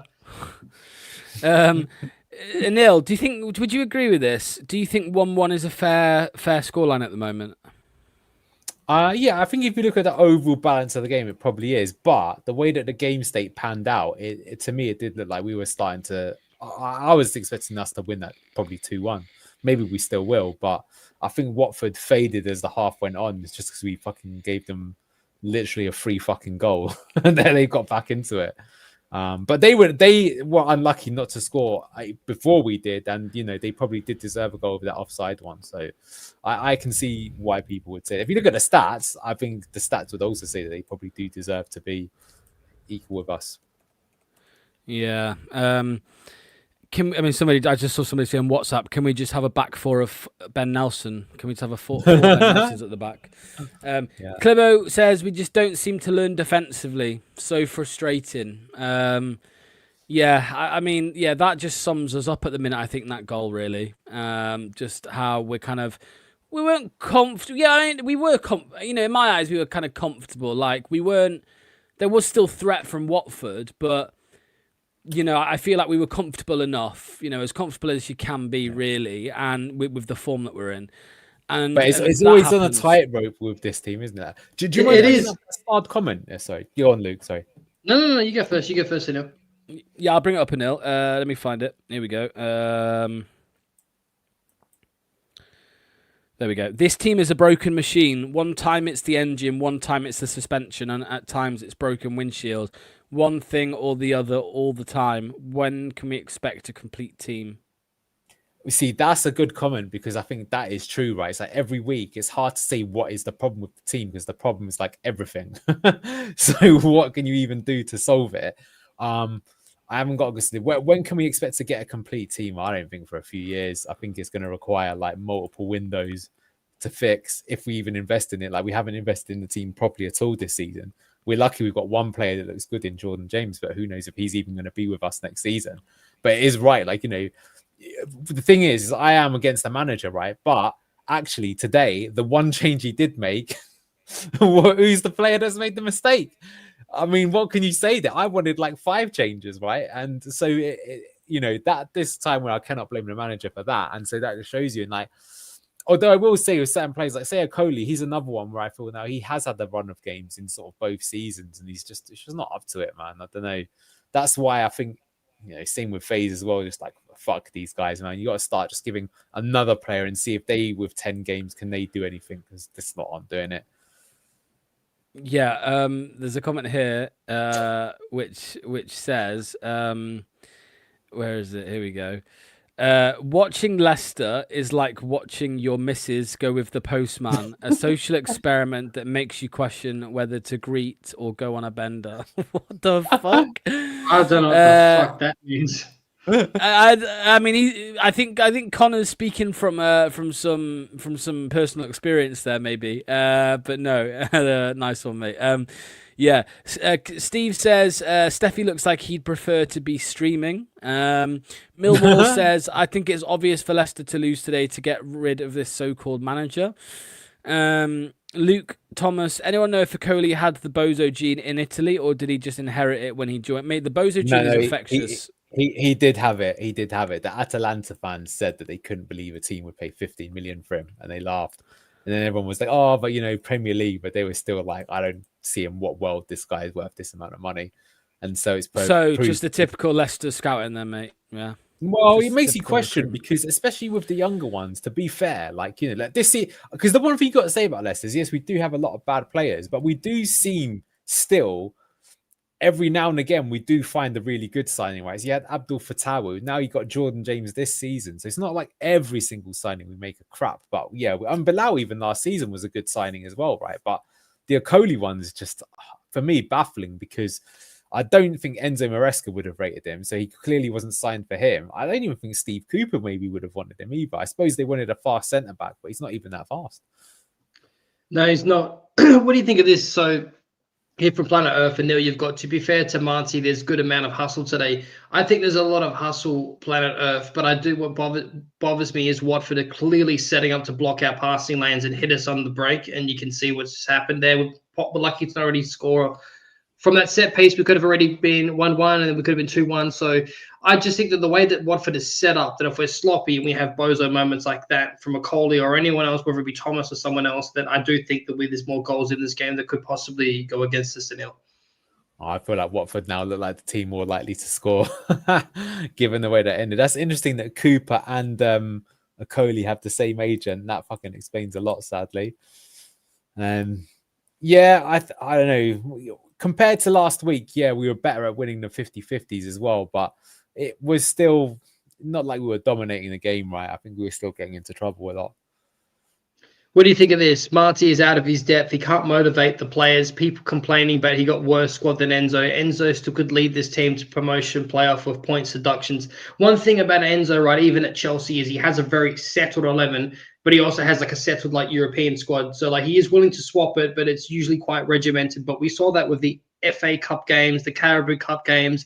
You would see cover and stuff like that would come in. You'd see Nelson appear. You would see probably more of Atkins. So he is willing to rotate it, but my point is that you would still see the rotated team get a result because they were stuck to the same regiment that was our playing style. So I don't think you have to have Marty, as Elm called out early. We don't even know what our playing style is. It's quite and even like so Anil, you complain about the starting 11, and this is the team that just got battered 4-0. But then the week before, we're all sitting here saying to us and the viewers, this is the best starting 11. Look at what we've just done. This is where we've possibly turned a corner. This is the biggest problem with Marty Cifuentes. We don't know our best 11. We don't know when we're going to get tanked, when we're going to show up. And many QPR fans would say the exact same thing. They're hoping for him to get sacked on the end of a really bad streak. Then they win one, they draw one, then it's the same cycle that continues. So we're not playing youth enough. So why continue this cycle, in my opinion? That's a whole other conversation. Hopefully we win, and this is all just me moaning for no reason. Would you agree with this, Anil? Positives, we're hella clinical. Negatives, bozo moments, outrunning midfield for the first bit of half. Sounds fairly true, although we weren't clinical with Mavadidi's chance, were we there, or are you? But I mean, it could have been a bit better. But yeah, I mean, the bozo moments all season have been crazy, like how we keep doing that. I do think that, if you look at it, I think Watford's best moments are when we lose a 50-50 in midfield and they transition on us. Yeah. Anyone know if there's any news on the point seduction? No news on the point seduction. Are we not clinical? We are clinical. Well, I think Mavadidi could do better. That's my point. Obviously, the Jordan James one was good, but I think like in general, we're quite clinical. I think because if we hadn't, we'd be even worse off in the table. Well, exactly. I think if you if you look at like our last 10 games, for example, I think we're probably like, when we score like 2 our XG, massively out. Like that Ipswich game, I don't think we even had an XG of 1 and we scored 3. I just turned over from Pornhub. A lot more action going on here, says Keith. It could be worse. They're playing Christmas music in the ground still. What do you mean, man? Fuck you, Steve. Fuck you, Steve. That's bozo comment there, man. It's fucking 26th of December. Obviously, they're playing Christmas music. Mate, I know people who take Christmas trees down on Boxing Day. You're wrong-uns, mate. Anyone who does that is a wrong-un. You've got to wait at least like 3 or 4 days after Christmas before you start fucking doing shit like that. Anyway, sorry. Steve. Luke, without JJ, we'd be in the relegation zone, says Steve. Would you agree with that? I think I probably would.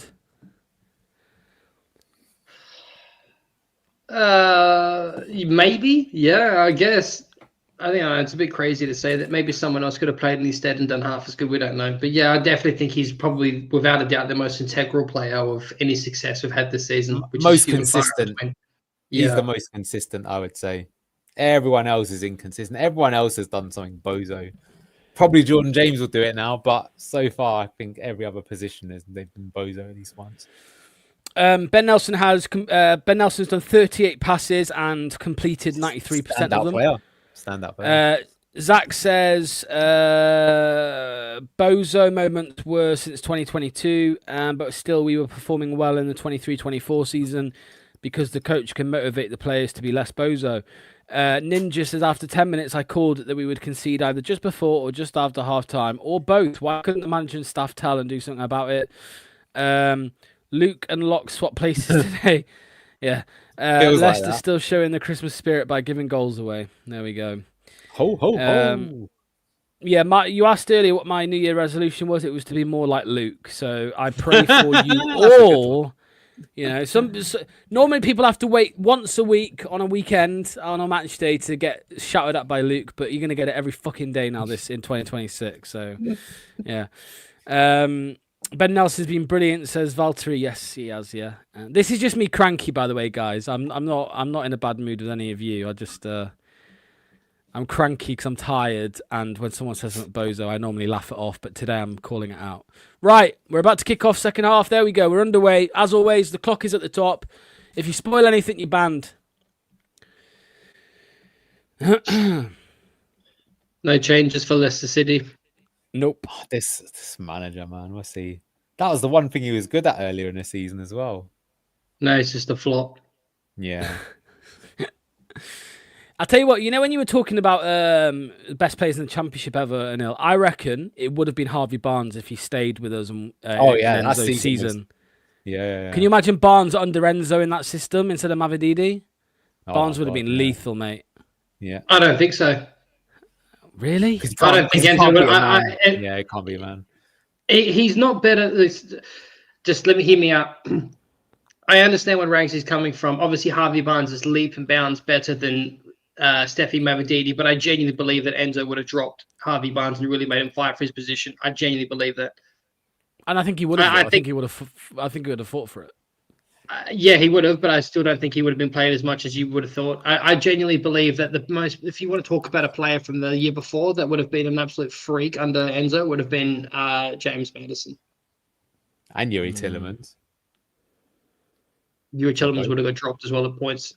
Nah, Tillemans in that Winks role, no? Yeah, would have pissed it, yeah. Do you know what though? Harvey Barnes, when he was in the youth team for Leicester, he actually played as an attacking midfielder. You never know. Enzo might have turned him into a box crusher. Who? Harvey Barnes. He was a He was a striker as well once upon a time. He was a number 9. Yeah. Normally, what I ask myself something, I think, what would Luke do? Yeah.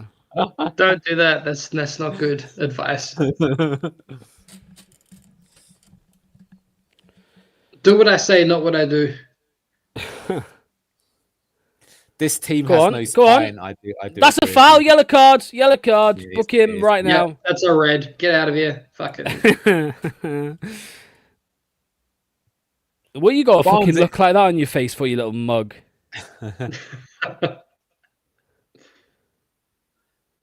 Barnes might be a one-trick pony, but it's a good trick. Yeah, very fucking good. And I think Barnes is less. I'd say Barnes has more tricks than Mavididi, mate. 100%. Yeah. Well, he's got a good trick. It's called scoring, and he's pretty good at it. Yeah. Well, I think it's a bit harsh. Mavididi's gone. No, great. I would have agreed with you back when he played for Leicester, but he's been playing at right wing under Eddie Howe, so he's been swapped over so they could facilitate being able to have Elliot on the pitch at the same time. Gordon, sorry, you know what I mean? Yeah. The Irish bloke. I don't know what the fuck I said Elliot for. Sacked. He's not Irish either. He plays for Ireland though, doesn't he? No. Plays for England. Fuck? Anthony Gordon. What a set piece that was. Fucking hell, man. Who kicked that? That's for Luke, by the way, not the set piece. How do I think that?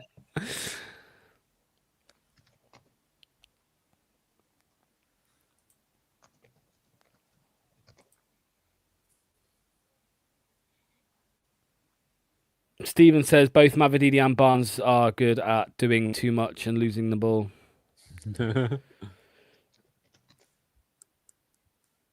I say I don't think you'll ever see Steffi Mavididi score 2 goals at Old Trafford. That's for sure. Prove me wrong. You'll also never see him score in the Champions League. Exactly. Has he ever played in the Champions League, Mavididi? Because he was at Juventus, wasn't he, at one point? Probably I don't think he ever played for them. Yeah. Okay, makes sense. Yeah. Okay, I'm not fully fucking retarded. I have to check this. He is of Irish descent. That's where I thought of that in my head for some reason. Leave me alone. I don't know about that, mate. He's a Scouser. I just checked Wikipedia, bro. Luke. I just checked Wikipedia.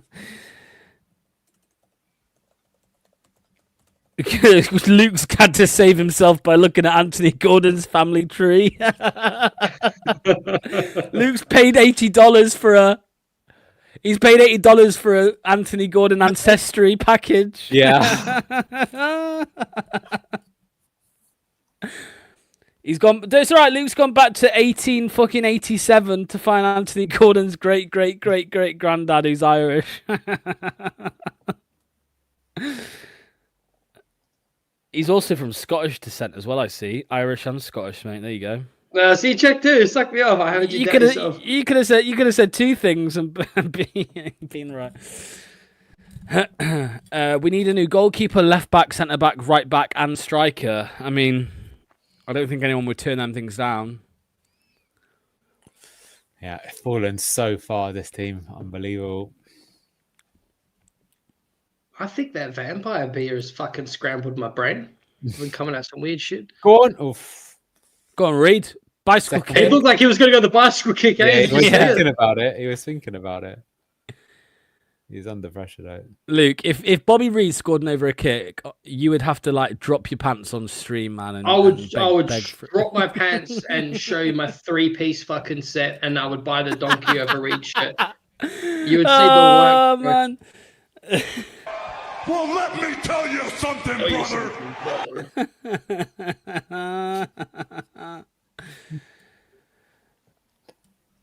Come on, Leicester. 50 minutes on the clock.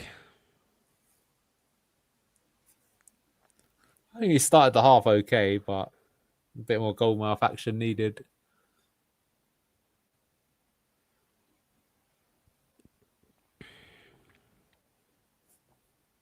Go on to Ricky P. Oh.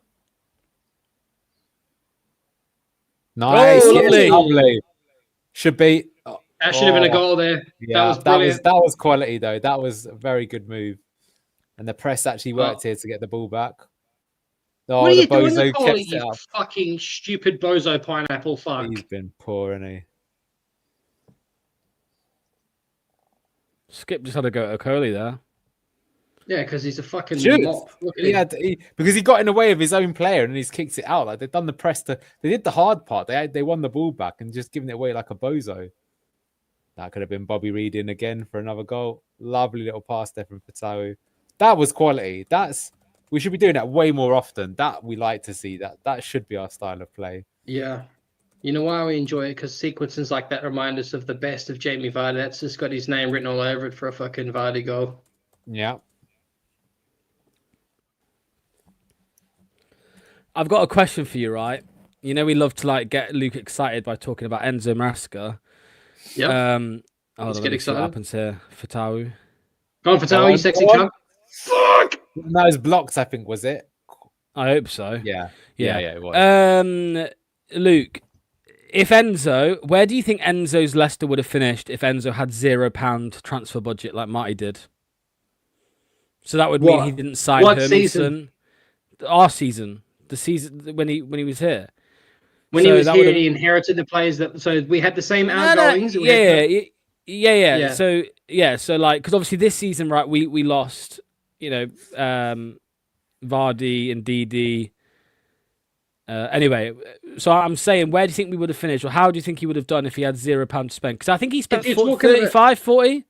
Okay, so if you're talking the season that he came in, so with that season we lost Barnes, Madison, Castagna, and all the ones that walked out in a free. So if we're talking about the squad that he still had, I still think that he would have absolutely pissed the fucking league.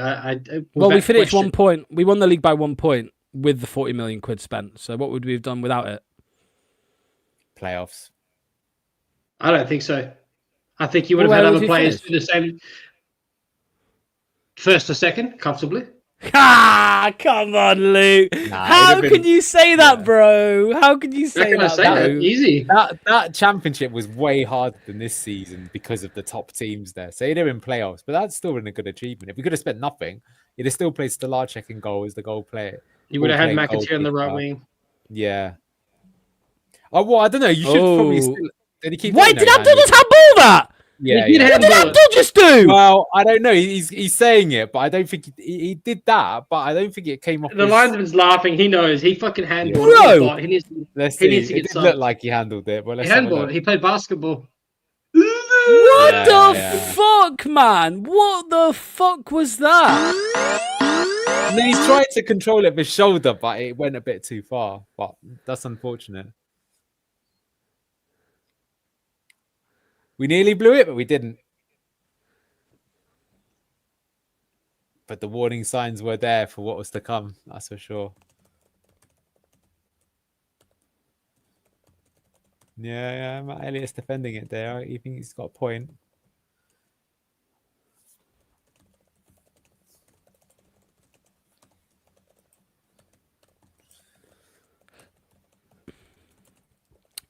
I think. I mean, he was much better than Marty, Luke. I'm not debating that. I'm just saying we wouldn't have finished top 2, man, if Enzo didn't bring in a load of players that he wanted. You'll not change my mind. Mate, we would have had We would have had McAteer. We would have had McAteer and fucking fuck knows who else, mate. We would have had Danny Ward in goal, by the way, bro. Danny Ward in goal. No, it would have been still last. No, he wouldn't. Oh, he's gone for it again. Oh my god. No Let me way. ask you this, Locks. Can I ask everyone in the chat here that's talking fucking shit, saying that I'm glazing him too much? Suck my fucking dick all the way to my balls. I think that I'm just kidding, by the way. Don't get upset. I think the thing is, the biggest question, let me ask you in all seriousness about Enzo Maresca is all the things that we worry about with every manager that we've had since Enzo. You know, this squad's completely devoid of confidence. We've been relegated. We've got a squad of people that don't want to be here. Everyone wants to leave.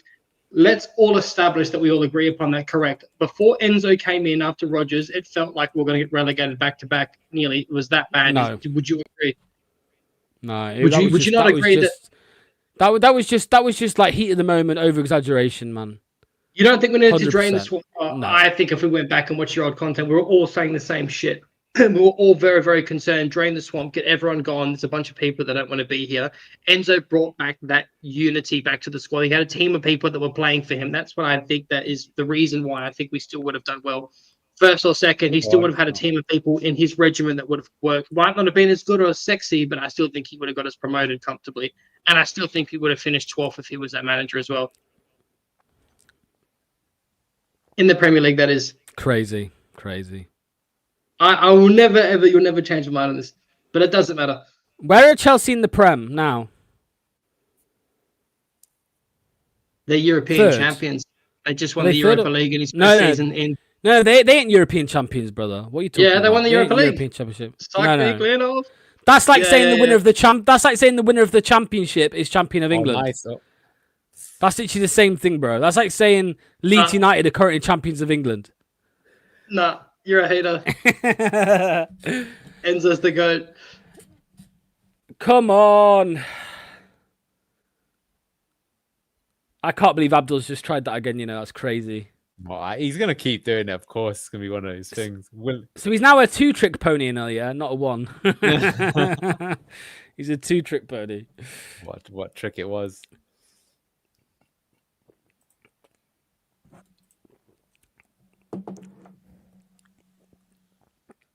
Yeah, I could probably do enough here for Monga, no? I think, but it's going to be Silko, I think.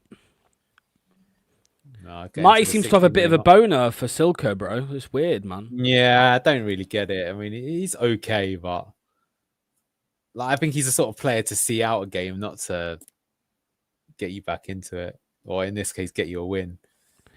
Is this game to anybody else thinking of like a late Watford goal, 2-1? Yes. Yeah, it is. Yeah.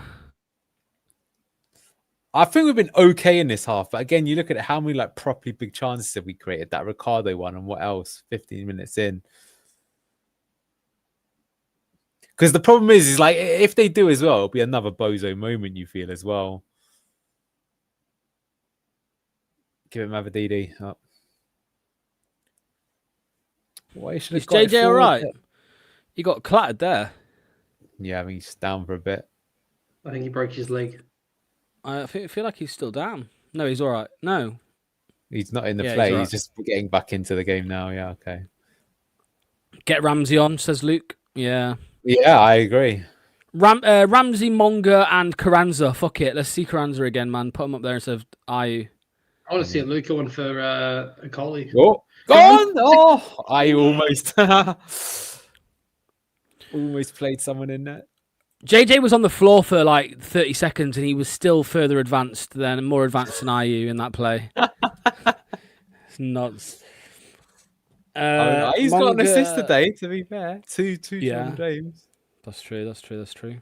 But we all know he does slow the attack down for sure. Lacks the quality. When is Top bringing in the technical director? April the 1st for sure, because it doesn't feel like he's being too serious about it, does it?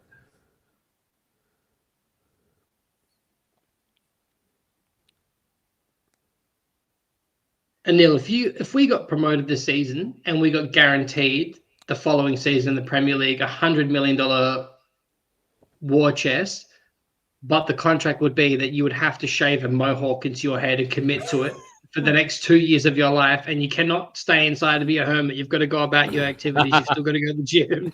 You've still got to do everything you do with family and public. Would you do it? Would you take one for the team? No, because you need more than 100 million these days.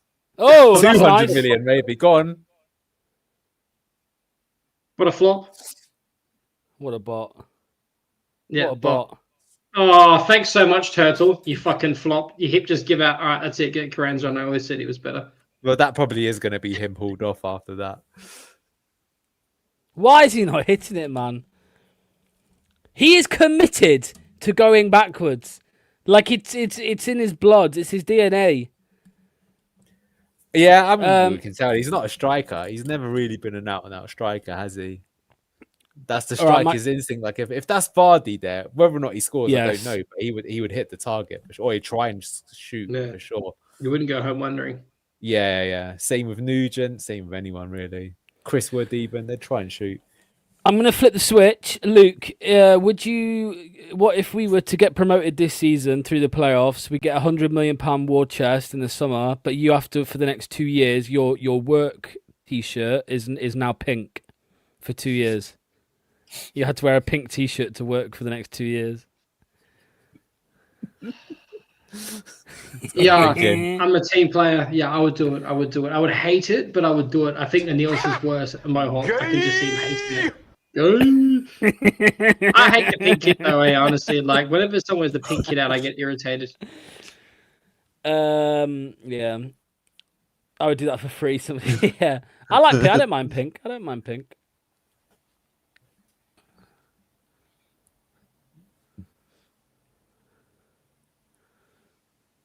No, I didn't get booked.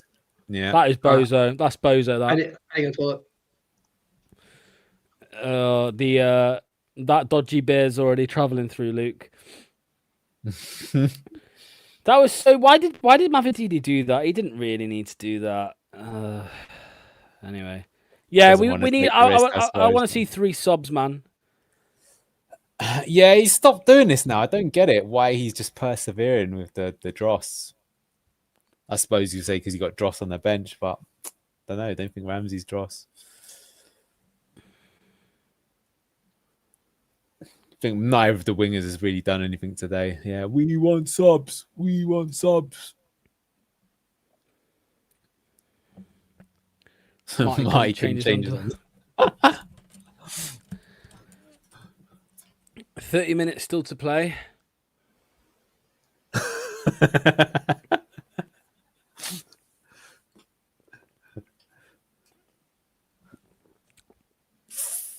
Jakob made another save. Congrats, man. He's had his Brussels sprouts this weekend. That's for sure.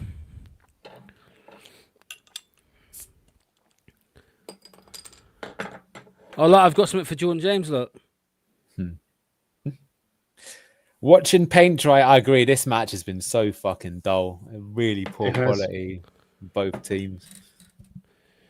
To be honest, 1-1 even is like makes it sound like it's an interesting game. It's really not been. What the fuck? I lost the fucking sight of the ball then. Yeah, same. It was like, what happened? One of those. Yeah, come on! This guy is so ass, man! God.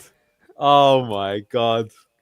Are you fucking serious, man? Now talk to me, Now talk to me, Graham. Now come at me, Graham. Fuck me, man. I'm switching governments. I'm with you. Begovic in.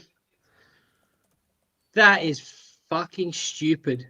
That's 2 gift goals now, man. At home as well, by the way. Marty out. No subs either, by the way. 65th minute. Get him gone. Shut the fuck up. Get out of here, you bot.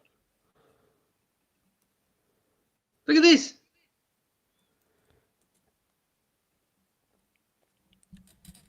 Oh, come on. He's been cladded a little bit, but still soft. Bro, this guy is the fucking worst goalkeeper Leicester. He's worse than Danny Ward. I think that's a bit crazy. No, that's fucking. He's one above Danny Ward. He's Danny. He's He's got to get that, man. He's got to punch that.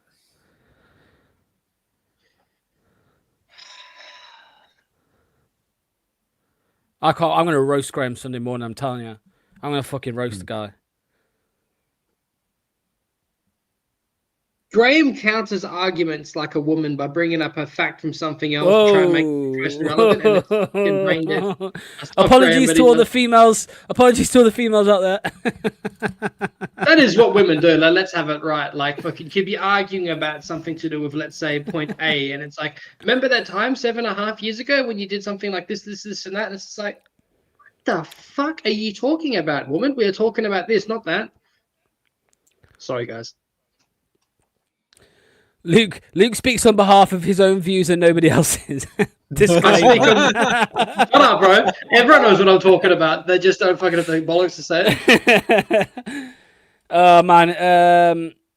Can you believe that there's been no subs 66 minutes into the game? I don't know what's happened to Marty.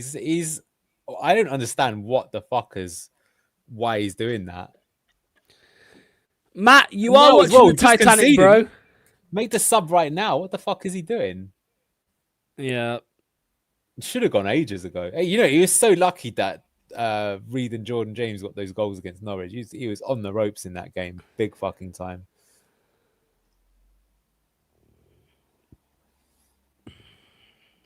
But, I mean, to be fair, the thing is, though, you would say that in this particular match, I mean, is it the manager's fault that centre-back and goalkeeper have been fucking bozos?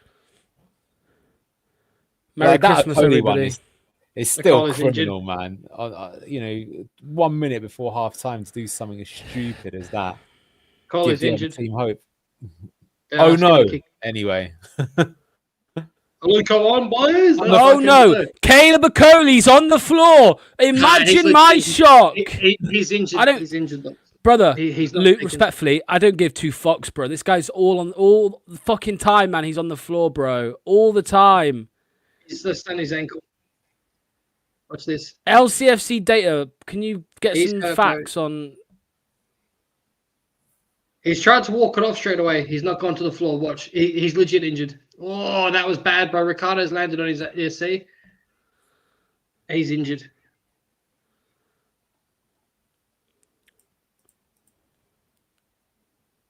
Fucking dodgy knee.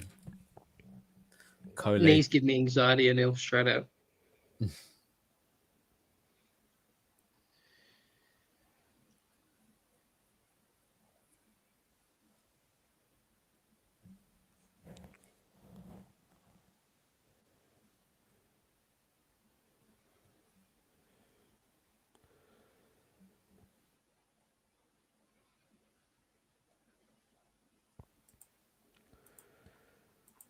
Oh, Monga's coming on, they say. Yo, Luke, I'm gonna go and ruin some people's Christmases on Arc Raiders after this, bro. You are. I'm gonna go camp the extract, bro, and just. You just start getting some stuff, bro. You've been botting out. I know, I have. Monga's on. Who was it for? Sorry. Mavadidi. Wild for Tawu still on the pitch. Wild. Yeah, Mavadidi looks pretty distraught.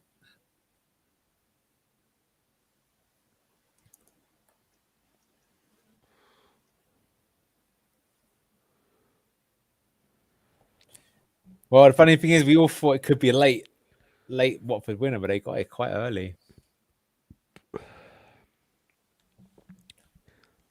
Is he going to get sacked if we lose this game? Maybe so. No, he would have been sacked already after QPR game if they're going to do it. They're going to wait for this new technical director. I think O'Neill's on the money. If they're even going to get a new technical director, just more and more, it just sounds like fucking bullshit.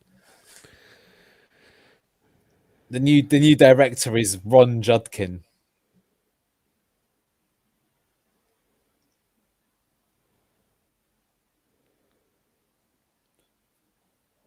Is Skip at centre back? No. We must have entered a competition who can get a bozo manager the most. You had to shoot minutes earlier. Should have made it 2-1. Yeah. Apparently Watford have won one away game. Yeah. Well, it is the time for giving. I don't understand the appointment of like Marty as well. Even though he's somewhat young for a manager, he's got quite a extensive career. He's been around for a long time. He's managed since young. He wasn't a player of any like high magnitude or professional level. So like what I don't understand is what warranted him to get a job where he kept the QPR from getting relegated. It's cheap. Well, yeah, but I do understand it because it's kind of like, I mean, there's always been a thing in football, right? Like where you want to see a manager who does a decent job at a team with limited resources. You always want to see how they do with a team with better players, right? I think none of us sat here in June saying Marty Cifuentes is a terrible appointment. Marty Cifuentes is a terrible choice. I think we were all quietly optimistic. And it's just not worked out, has it? So, yeah, there's been cheap appointments in the past that have worked out. You pay cheap, you pay twice, though. That's always been the argument, yeah. I think he was worth a go, but he's just been massively disappointing. Like beyond disappointing for me. I think that's what you just said there, and I think that's right. He was worth giving a go. Yeah, I agree with that. I think it was worth it. It's all hindsight, isn't it? That's football, though, isn't it? Yeah. Football is hindsight. Yeah, that's true.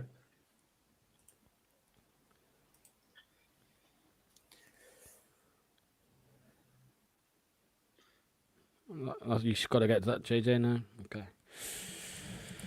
Oh, Jesus Christ. I can't wait to eat. I've got pork and fucking beef tonight and nice fucking stuffing and... Yeah, man. Yeah, how are Reed and IE still prodding around? That I don't get either. Crazy. Yeah. Nuts. They're the first two that you would expect to get subbed. If not Coley, obviously. Yeah. Like right now, Ramsey would be a game changer. Even Page just for the legs, but like just go on, Nelson. We're chasing the game now. We need a goal. Excuse me. That's Iraconda there, number 66. Yeah.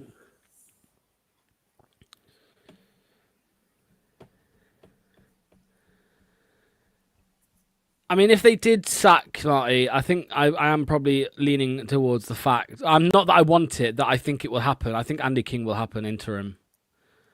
I think since the first international break locks, we have regressed every single week. Yeah.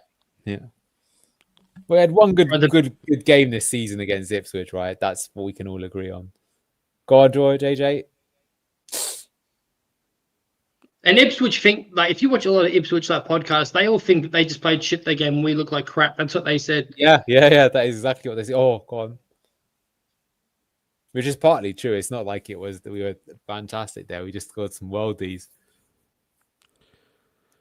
There hasn't really been like a single game this season where like, minute 1 to minute 90, we just looked fucking quality, right?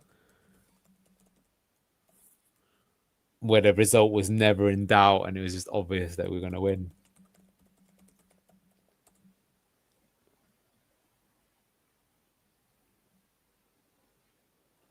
Look, see that, Jakob? That's how a keeper catches a football.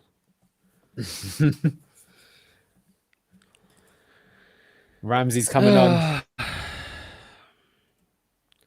I bet you it's for JJ. How funny would that be? Is Elm at the game? Yeah.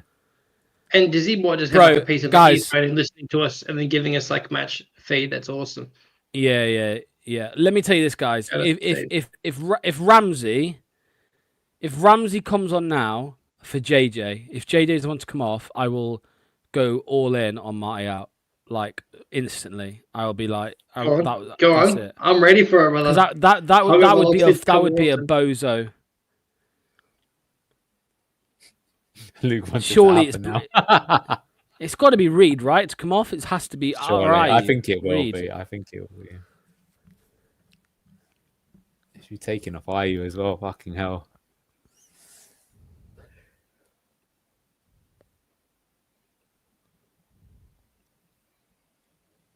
What a fucking bot.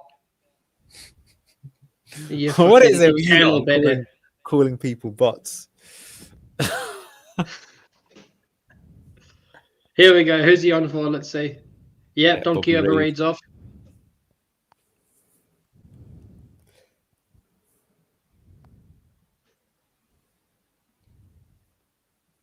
It was always obvious in minute 1 who would win. Yeah, not Leicester.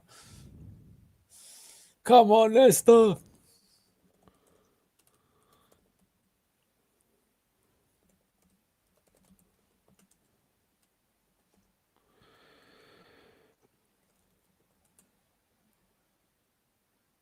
Go on. No.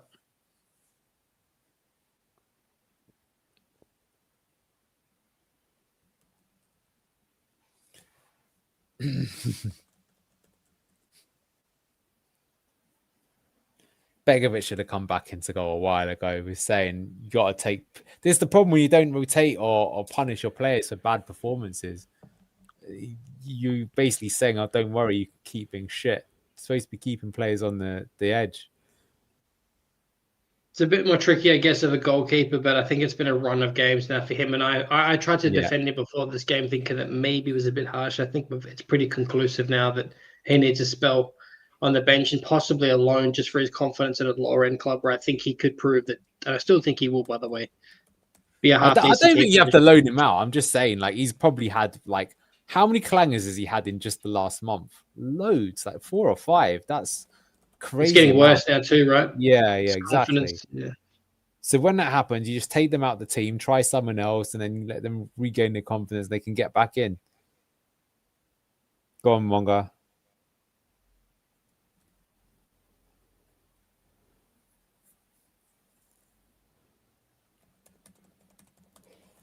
Finally, some urgency in our game.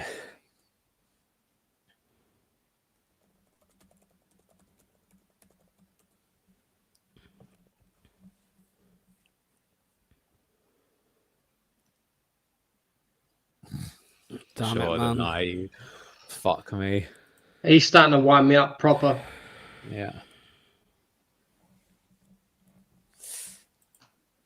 How many touches have we had in their box? I dread to think.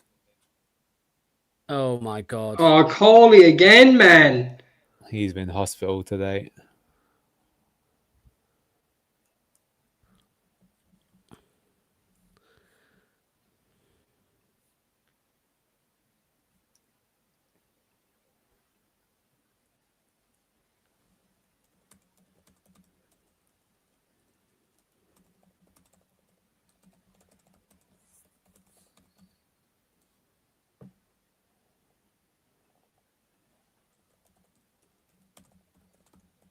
Fucking hell, man. We're getting absolutely pulled apart here.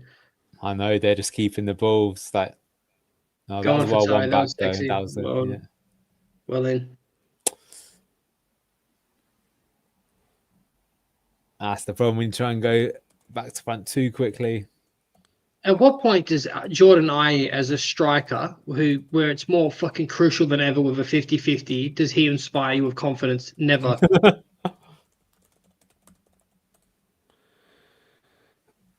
Oh my god. Oh my god.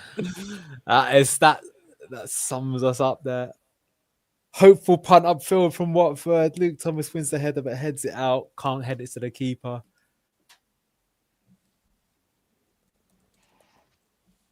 Yeah, bozo indeed. Yeah, no shots on target this half. Says it all. It's madness, mate. This is crazy to watch. Yeah, there's no fucking style of play. No hope. To underperform this badly of this squad is crazy bad.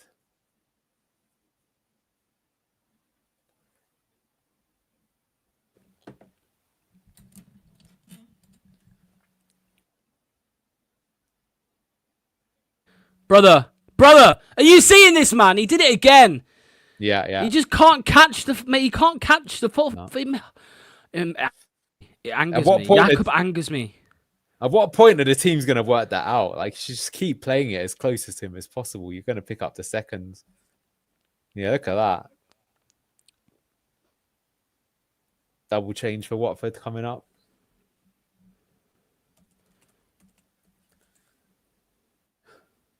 What a name? Mama? Mamma mia. He's the scorer, wasn't he? He scored in the first half. Oh, fucking hell, Sissoko's still playing. Jesus.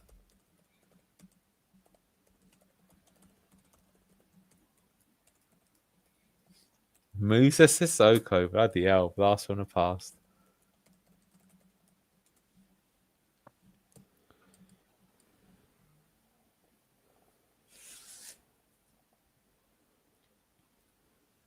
Crazy that we've been down now for 15 minutes, haven't tested their keeper once. It's garbage football. Yeah, I can't wait to hear Lox's thoughts on them. I'd see the poll at the end of the game. Yeah, I'll get a poll up and ready. We ain't doing match ratings though. I ain't had enough sleep for that. Okay. A Colian falls on the floor, shocker.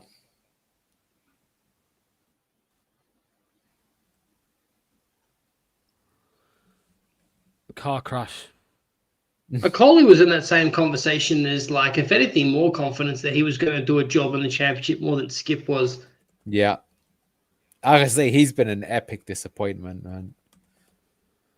I cannot believe he's been as bad as he has been. Because you'd think, especially with that physicality that he's got, you know, he would dominate, but not at all.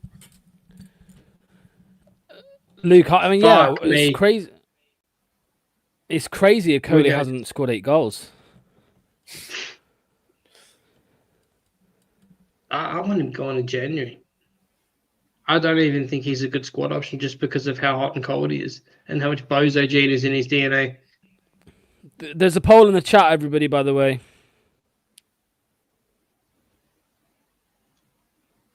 I think the big issue for Cody, just like FaZe, is another one that's always got a mistake in him, isn't he? So you can't look at this. Ben Nelson's really fucking taking the game to them. That's good. See, that's why I do want to see the youngsters play, because they all still, you know, got way more effort. Are you still fucking on after 82 minutes? Jesus It's Christ. crazy. I mean, honestly, you deserve to get sacked for that alone.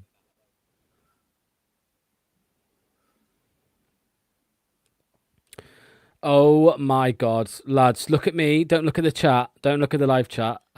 Who do you think's coming off? If you had to guess, who's coming off the bench? Luke, if you had to guess, don't look at the live chat. Who do you think's coming off the bench? Silko Thomas. Yeah, there's one more. Who would you do? Who would you bring on to try and win the game? If I were to try, Just say. I'm too scared. Who's coming off? Coming on is Silko Thomas and Hamza Chowdhury. 2-1 down. Apparently, that's what Steve says. They are. You can see them warming up. If we're getting pulled apart and they're keeping possession of the ball the way they are, Hamza Chowdhury is not the person in that style of game to bring on off. That's crazy. How can they not sack this manager, man? Has no fucking clue. He's trying to get sacked. Do you know what? Sometimes I have felt that for a while, especially when he made the no subs against QPR.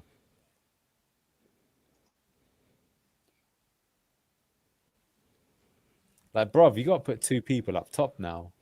No, the collar's on the ball. Shut your fucking eyes.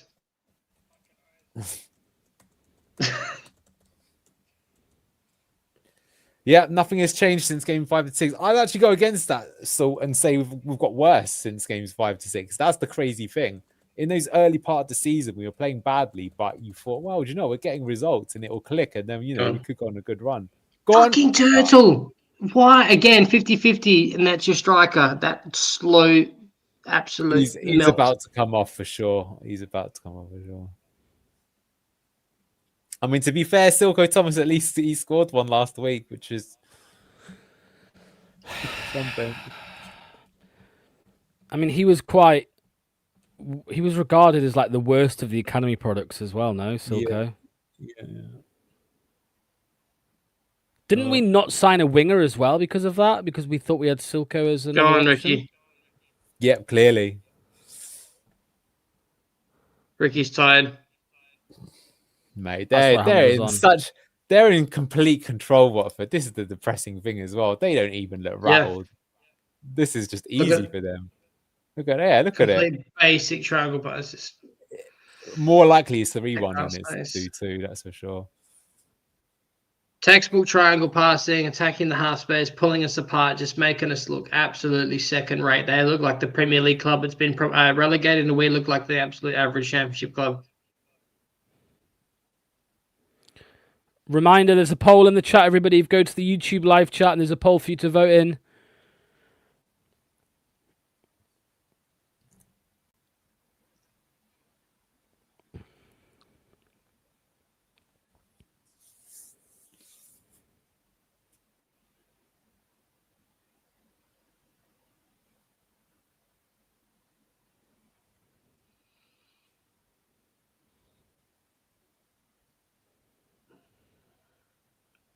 Oxford are beating Southampton. Oh my God! There we go. 2-on-1. We should have been 3-1. Should have been 3-1. That should have been squared for the tap in. That is. Oh man, this is bad. That's so fucking greedy from that guy. Just needs to fucking play in his teammate for easy. Ricardo and Skip off. Hamza Chowdhury and Silko Thomas on. Top's just on the phone to the polo tournament. Too busy fucking playing with his horses. Go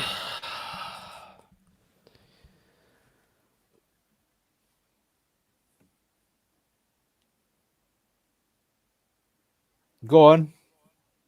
Oh, nice ball win. No. Oh, he was getting 90 minutes, man. Oh, yeah. I knew mental. Get it forward! So I think he's gone to the 2 up top, right? 3-5-2. Get it forward. I'm just playing at the back now. Okay. Ramsey, unfortunately, hasn't had much impact. He hasn't been given the ball.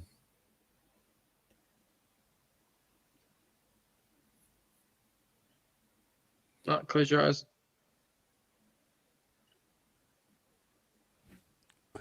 No, of course. Fatawu, man. Hero ball.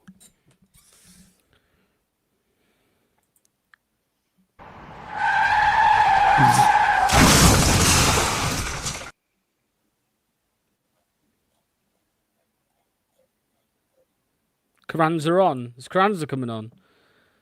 Or is he not? No, he's not. On for not. 2 fucking no, he's minutes. not. All right. Don't worry though, guys. We're going to get an Abdul Fatawu. We will work harder next week to come back from this disappointment. We're going to get that on his Instagram. Yeah. Don't forget to buy your Abdul Fatawu 70 yards mug on sale in a club shop for mugs. A mug for mugs if you want one.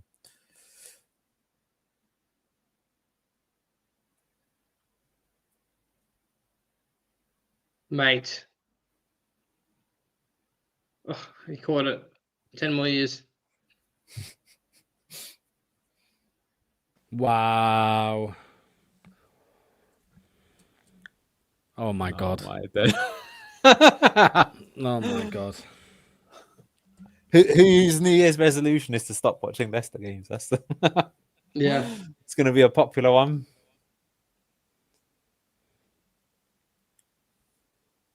Wow. Boho's going strong on Abdul.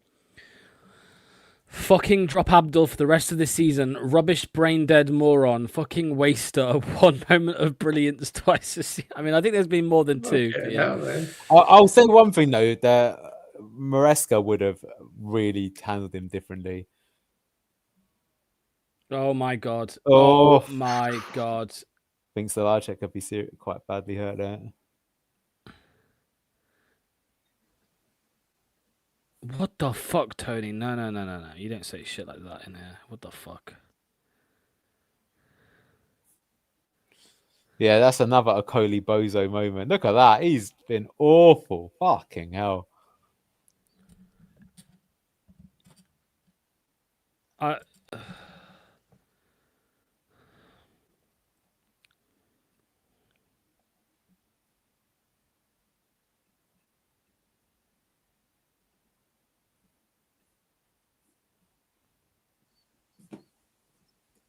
We're getting killed down this right-hand side.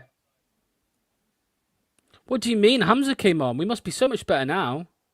The Bangladeshi prince has not changed things just yet. Yeah.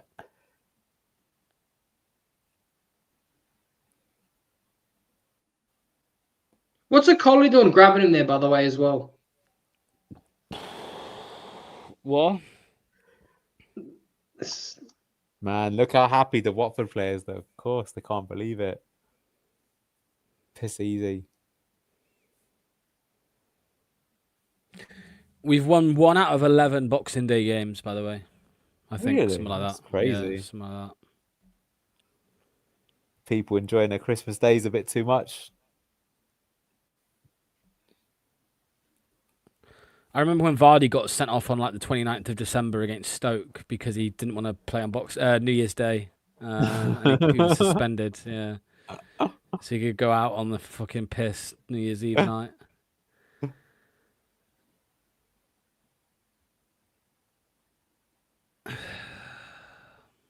How many extra minutes? They haven't even put up on the screen yet. I can't remember. I don't think they've said actually, have they? No, they haven't. Thanks, Leicester City. 5, I think he just said. All right.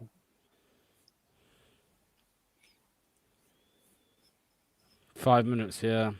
Still not a shot on target this second half. 3 minutes to go. I mean, I'm not gonna. But if we draw this game, it's a robbery. Yeah, we didn't deserve it at all.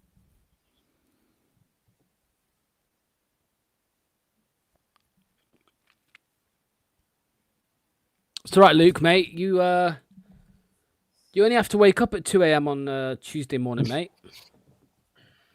My fuck. Oh, that was nice from Fatawi. That was actually a good play. He's going to shoot. You know he is.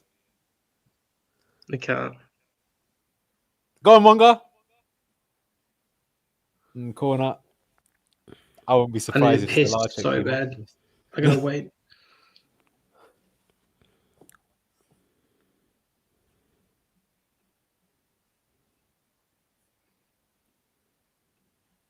Go on, JJ. Are you for the header?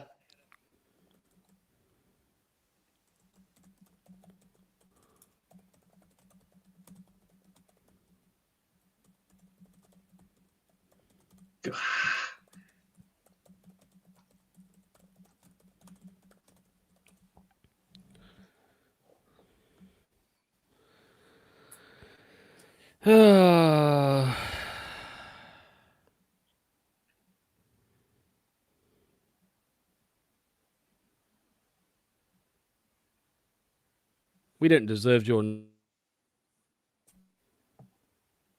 We don't deserve it at all.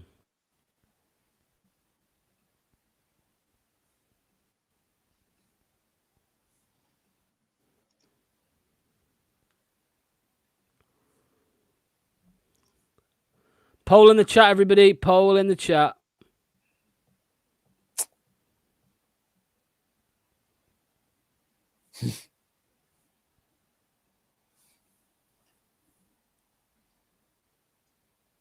I'm gonna go to toilet. I can't hold. Yep.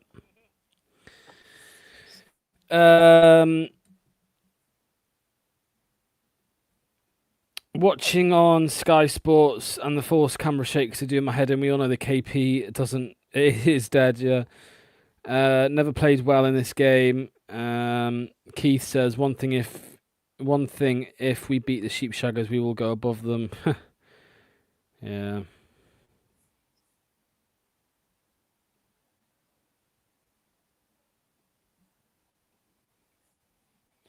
This is awful, man.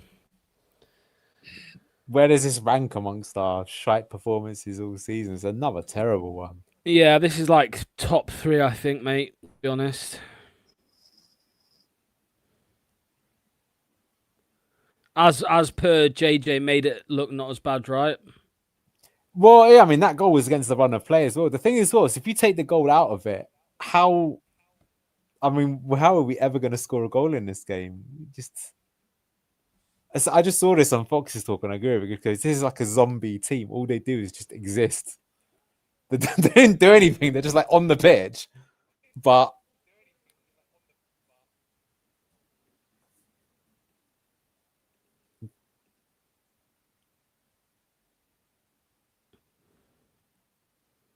no, there was a load of booze there as well, thinking it was full time. I was good. Yeah, and there are the booze. Is he getting sacked in the morning? No, he survives. Because to be honest with you, we were much worse the last game than this, but we were still bad today. But yes, absolutely shocking yet again. What can you really take out of the game that's positive? Only that Knox has activated Luke mode. That's the only positive you can take from this game. That felt worse than the QPR loss. Really? Yeah, it did. Because we were thoroughly dominating the state of play as well. I know that we gifted them those 2 goals, but that was dire, mate. We are getting worse every single time under this club. I know we take maybe one step forwards and one every 3 or 4 games, but it's not enough. This is just absolutely dross. We're getting worse. We are getting worse. Jordan I, full 90 minutes, cancer, turtle fucking up top, blowing both his fucking hips out, drops deep for any link-up play, but then he plays the ball backwards every single time. So what's the point of him dropping so deep? Put his ass out and maybe win a challenge. Get that picture tattooed or get it on the shirt.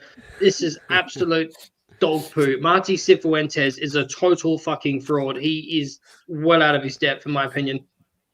Join me, Locks, brother. Join us. He is fucking wonky.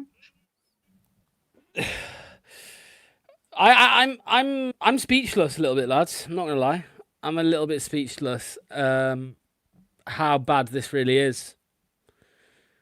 Like this is so bad. Yeah. I don't know what to say. I'm genuinely speechless. By the way. No, Locks, Anil, no identity, incoming points deduction, a squad that is devoid of confidence and doesn't even know their identity. That's what fucking scares me. And youth that struggling to break into the team. And players that want to be here. There is. Look at this game. No subs in the QPR game. Comes to this, makes one change. Was probably the worst player on the pitch. But even then, I mean, what you expecting is just, I don't know, man. The only thing you can say is that if you change the manager, can you see any improvement? But for me, I can't see it being worse than this because for all the reasons you've just pointed out, Luke, I just don't think this manager can. I just think he's crap. There's too many things he does that are just awful.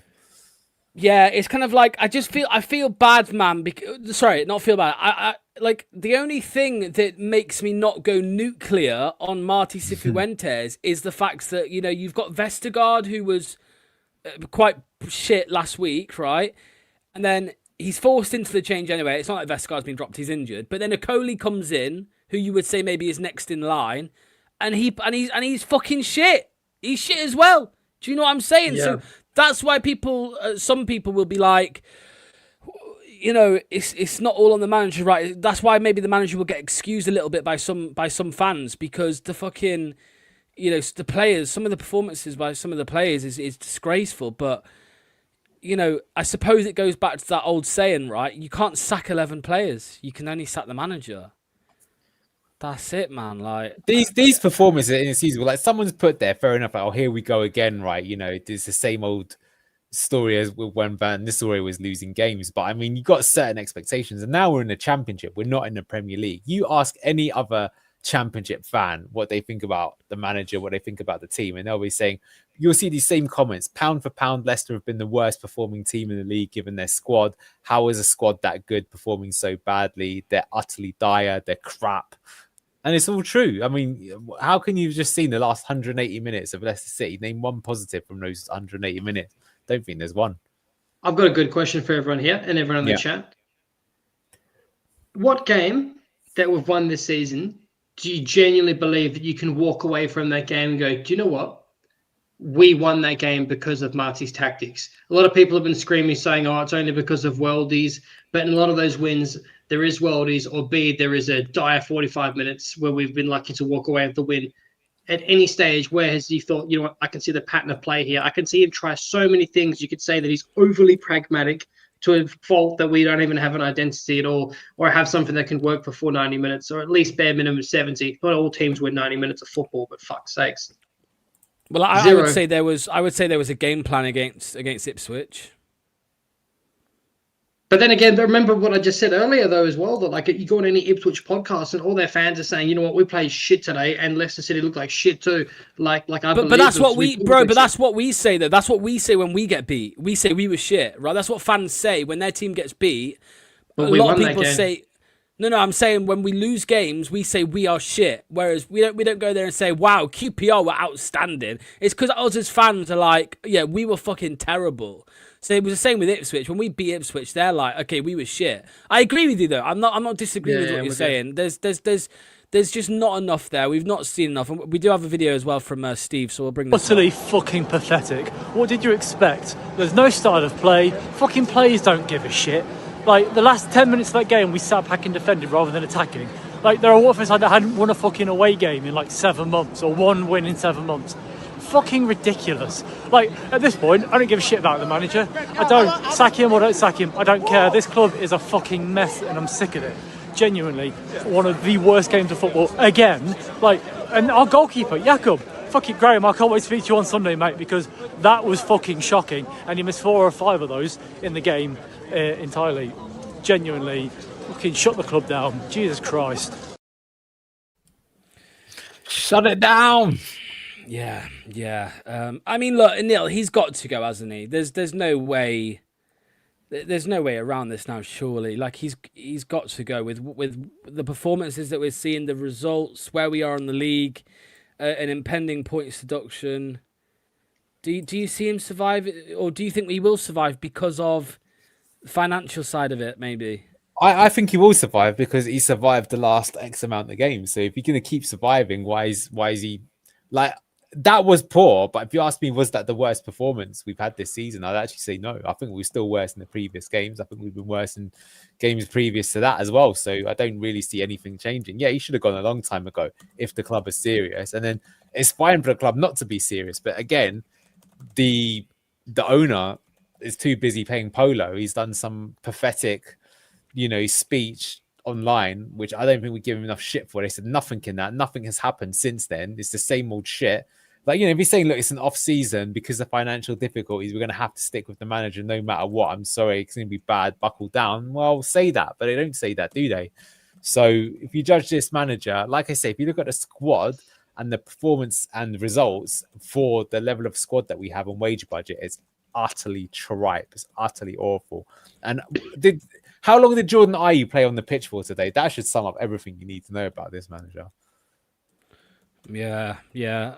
We've got another video here from Imran, so let's see what he has to say. Here are my blue tinted glasses, buddies. Merry Christmas to all of you. We've just finished the game at the King Power Stadium against Watford. Leicester lose the game 2-1. Bitterly cold. But let me tell you one thing. Watford deserved that, didn't they? Ali Mahdi, they deserved that, didn't they? Yeah, and there's 4 words. I've said this for like 7 weeks. We want Marty out. Yeah, I'm going to come to that in a minute. But look, let's start with the game first. So Leicester's first attack started off. Watford started well, actually. And then we scored in our first attack. Good goal by Jordan James. Then it was fairly 50-50. Watford equalised, made it 1-1 just before half time. Then we thought, okay, second half, let's come out and show them. Let's try to get some rhythm in the game. But did we get a rhythm? Nah, of course not. We're just clueless. It was just like a bunch of 11 lost souls out there. Just don't know what they're doing. They just don't know what they're doing. Pereira's terrible. Luke Thomas is terrible. D. Cordova-Reid was lost. Mavadidi's terrible. I don't know, guys. What do you guys think? We just clueless. It's a clueless team. And it is time now for Marty to go. I mean, I know Locks was Marty in. It's not Marty's fault, but come on. We played well. I thought we found the system for those 3 games. We had 3 good performances. you know, the Charlton game as well, even though we drew it. I thought it was a good performance first half. And then the Ipswich and Derby games, obviously. And then now we've come back. We're back to normal again. Back to the same old Marty way. So get the fucker out. Get the fucker out. Yeah, I mean, we've just seen Steve's video, but Steve, look, mate, before you talk, let me bring this up quickly. So we did a poll, as always, and this is the poll. It's 75% Marty out. I thought it might be higher than that, to be fair. We've seen it at 80. I think it was after the QPR game. But, yeah, talk to me, Steve. How are you feeling now, mate? Oh, wow. Look, I mean, the poll always football, doesn't it? If we win, if we draw, it always goes the other way. Like, I don't... whatever. Yeah, honestly, the fact that he took so long to make any substitutions and we kept Jordan Ayew on the pitch for that long, we had no attacking threat at all. And somebody said in the first half we were clinical. Were we? We had nothing in the second half. We scored 1 goal. But genuinely awful. I keep saying genuinely. I'm really sorry. But awful. Like, I don't know. Like, what is the style of play, lads? What is it? I said at the beginning of the season, we'll play poorly, whatever, you know. But if it goes on till December, I'll be worried. It's worse. It's genuinely worse. Yeah, I don't know. I'm so annoyed because I didn't have to go today. I could have said I'm in warm, but instead I watched that shit instead. Oh, well. At least it's cold. Steve, 2 shots on target in the first half, 1 goal. It sounds clinical to me. Good point. But I just want to say on Jakob, just really quickly, Locks, I hope you're ready for Sunday. I hope Graham's going to be on because we're going to have some conversations about that fucking goalkeeper. He whiffed at 3 or 4 of those crosses into the box for the entirety of the game.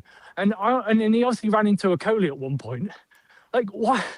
Play Begovic. It can't be as bad as that, surely. Yeah. I mean, you've got Begovic, you've got Vitesse. You know, it's nuts. Let me ask you, Luke. Are you surprised by this at all? These results? I'm surprised that it's still Marty in 25%. To be honest, I think it's undeniable now. No matter, regardless of what you think of the squad or the players that do or don't want to be here, whether they're motivated or not, I think you've got to do better than this. I feel like there's so many glaring issues. I think it has to be close to 90% Marty out. It has to be. There's no excuse to have him here after that. He's definitely gone. But again, I agree with Neil. I don't think he'll be gone. He'll still be here. Neil, would you agree with this, that John says the entire team don't look motivated at all? No, I would disagree with that because I think some players on the pitch are motivated, but they just look clueless. Like I still see people like Jordan James, even Aaron Ramsey when he comes on, they're trying to make a difference, but they just look, everyone's totally bereft of confidence. No one really knows what the fuck they're supposed to do. Yeah, I mean, I put it this way, I don't think the players believe in this manager any more than the fans do. So it's just honking all round, I think. I was going to ask that, so just go on, Steve. I was going to say, I know you mentioned it earlier on, and the fact that our owner has only been at the 1 game since the interview, it's an absolute disgrace. I don't give a shit if he's playing polo or whatever, but like, where is he? Like, where's the leadership from this football club? Where is it? Yeah. You know, it's a disgrace. Honestly, sorry, carry on. No, Steve, that point, we need to make more of it, in my opinion, because the thing is that, like, it was just such a simple palm off. Oh, don't worry, we're making the changes, all this stuff, and but it is horrendous. It really pisses me off because it just means, like, I don't know about you, but it just feels like the entire club has given up, and now finally probably the fans are giving up as well, which is also understandable. Yep. And it's the worst possible thing because, like, you know, the whole reason why we all watch football is, you know, it's supposed to be like your break from work, your sort of thing to let stress, you know, your tribalism and all this. And it's just, if they can't be bothered, I mean, that seeps down throughout the entire club, in my opinion. Couldn't be bothered to get like a proper manager, went for the cheap option, couldn't be bothered to sign players, just do everything at the most minimal, just turn up for attendance sort of thing. And it's just pathetic. Go on. Bang on, exactly. Steve, we are out of 9 lives, and like it is completely. We're 100% out of 9 lives, and there's no more scapegoats left. We can't hide behind anyone else anymore. We can't blame anyone anymore. We've gone on the cheap, given a 2-year deal for a guy that's bought his way to be here because he realizes this is his absolute ceiling, and he's doing absolutely woeful. Graham Potter 3.0, horrible with the squad options that we've got. top needs to be accountable for this. The Steve Cooper appointment either after ends is a whole other conversation in itself that I won't go on for the 100th time. That was fucking awful. I can't see us getting any better. I reckon we're getting relegated. I still maintain this. I still think there's an incoming points deduction. I still think that whoever you give it to, there's nothing they can do. I see you smirking their looks. We're 100% going down, bro. We had to go at the players when we went down the first time, and there was no leadership on the pitch at all, right? And then we brought in Connor Cody, and there was some leadership. But actually, I think what really should have been said is there was no leadership in the boardroom, and it hasn't been for the last 5 years. We won the FA Cup, and then Vic Todd just went, well, I've done it now. We won the Premier League, won the FA Cup. My job's done. I'll go and play polo and fuck around instead. We are rudderless. We really are. We've got Rudkin in, but we are fucking rudderless. I was going to say we're not Rudkin-less, unfortunately, but we are rudderless. But I know it's a topic that we talk about all the time about the board and stuff, and it gets very boring having to talk about PSR and all this shit. But we are so soft in regards to calling out the club at these sort of things. Honestly, that stadium at full time should have been chanting about the ownership again, because we are going nowhere. And 5 years ago, we were second place before Liverpool in 2019, right? Second in the league at Christmas. 10 years ago, we were top of the league at Christmas. Now we're fucking 14th or 15th in the Championship. How does that happen? How? I'll tell you how it happens, because you've got a fucking clueless owner who doesn't know what he's doing. Anyway. Yeah. I mean, Fungus Eater says, I cling on to the memories of the highs. Hopefully long-term future will be better. Paul says that was a bad performance. That was as bad a performance in the second half as I've seen. Merry Christmas. Neil, today is the first day I genuinely fear for relegation. Worrying what's going on with the club points, etc. We have a chance of going down. Bad game again. Went, of course, but that was stupid. I mean, somebody put earlier, Anil, that no matter what we say today, we're still going to be here on Tuesday watching, aren't we? Monday. Well, we're Monday, fans, Monday. So we are, yeah. But I mean, yeah, we're idiots. Yeah. Do you guys think even if Luke pretends he's not, Luke will still be getting up at 2 a.m. on Tuesday morning to watch Leicester. Won't you, Luke? So, for the boys, maybe bro, Doug wasn't the problem in the end. I'm enabling. Hey, can I ask you something? Everyone in the chat too. Do you guys think the players look whether you think that they're playing for Marty or not? I still think that regardless which camp you're in, they look confused on the pitch. I think you mentioned that earlier, Neil. These players look like they don't know what they're doing. And that's not just because I'm not slating the players. I genuinely believe they are confused by the tactics they are given. I think that Marty might have one idea in his head that he can maybe demonstrate on paper, but I don't think he has it in the capability in his wheelhouse to be able to structurally set up people in training so they can identify and feel comfortable and just do these things without even have to think about it. I think that they're all caught in their own heads. Well, he's underperformed, doesn't he? So he doesn't know what he's doing. That's just pretty obvious. Because if we did, I think we'd be having much better results than we have, and we don't have good results right now. Yeah, you muted, Locks. Probably a good thing. I think he's going to go this time. Yeah. I think Monday. Are you Marty out? Top flies in, and he sacks him on Monday. What gives you that confidence? Just because the reason I say that is because, like I say, I actually think, as bad as that was, I still think we were actually better today than we were against QPR. We still lost the game. Yeah, of course. And IU won for the entire match. I don't think we had a shot on target that second half, Steve. No, we didn't. I think if we were, what gives me that confidence? I just think there's been enough step backs without 2-4. That sounds like a fucking shitty thing to say, but I'm wording that terribly. But my point is that there's not enough signs of improvement. I'm not even saying there's not enough improvement. Yeah. There's not enough signs of improvement. That's the problem here. He needs to go. I still think we're just sideways from where we were a month ago. I don't think we're worse than a month ago, but we're not better. I just think we are where we, and if we end the season where we are right now, we're all fucking annoyed, right? So there's just no signs of improvement. Let me see what this fucking bozo's saying here. Luke in the private chat. Look, he's got to go. There's no way he can stay, I don't think. And I think they might pull the trigger this time. I don't even necessarily think. I mean, Steve said he'll fly in. I don't even think he needs to fly in. I think he just gives the word to Rodders, and it gets done. But the problem is what comes next. Well, the problem is what comes next. Is it just Andy King? I mean, it probably will be. And I think that's the wrong decision. I still think that's the wrong decision, Luke. I think Andy King's the wrong choice, man.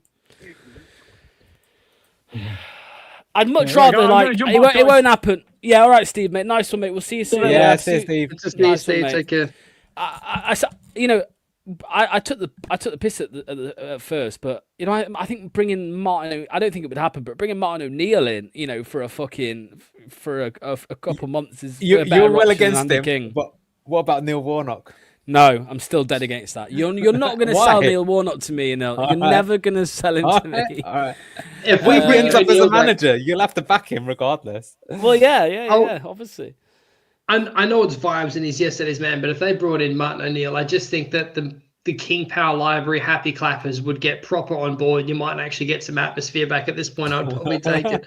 But look at Celtic, bro. Look what he did at Celtic, man. He went in there and he fucking made them better, and then he's come out and they're shit again. That's different. No, that league different? Is shooting fish in a barrel. You want us to sign all the fucking Hearts players, you bastard? What are you talking about? Listen.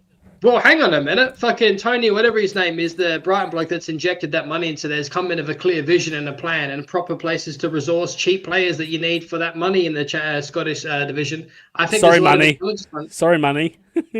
So, hey, man, I think it's not a bad take anymore, dude. Like, honestly, look what Shanklin's doing. No, I know what you're saying, bro. I know what you're saying. I just think Martin O'Neill. I know what you're saying. I took the piss out of Martin O'Neill at first, but I just don't want. That shows how much I don't want Andy King to be manager. I don't think it's the right choice, but it is what it is. I wouldn't campaign for it, but I just think it's not worse than Marty. So here's the thing: people say what will change? Nothing. Maybe you're right on that, but I just think you can't. You got to roll the dice at this point, haven't you? You look at that out there today, and where is the club going? Going down like that, playing like that with that manager is beyond cooked. It's just you need a change of leadership. Does it mean? I mean, can it get any worse? We know it can, but I mean, I think you have to do it regardless. So, whilst it may not get any better, you probably still have to try it. I'll be curious for the people that want him in. I mean, it's not gonna. It can't get any better, right? So the best thing you can hope out is that it somehow is as good as it is now, but it's not good right now, is it? So I don't know. But yeah, I get the point, which is that we appoint another manager, and then in a month from now, it's King out, it's O'Neill out, it's Warnock out, it's a name here out. It's just the same old bullshit. Yeah.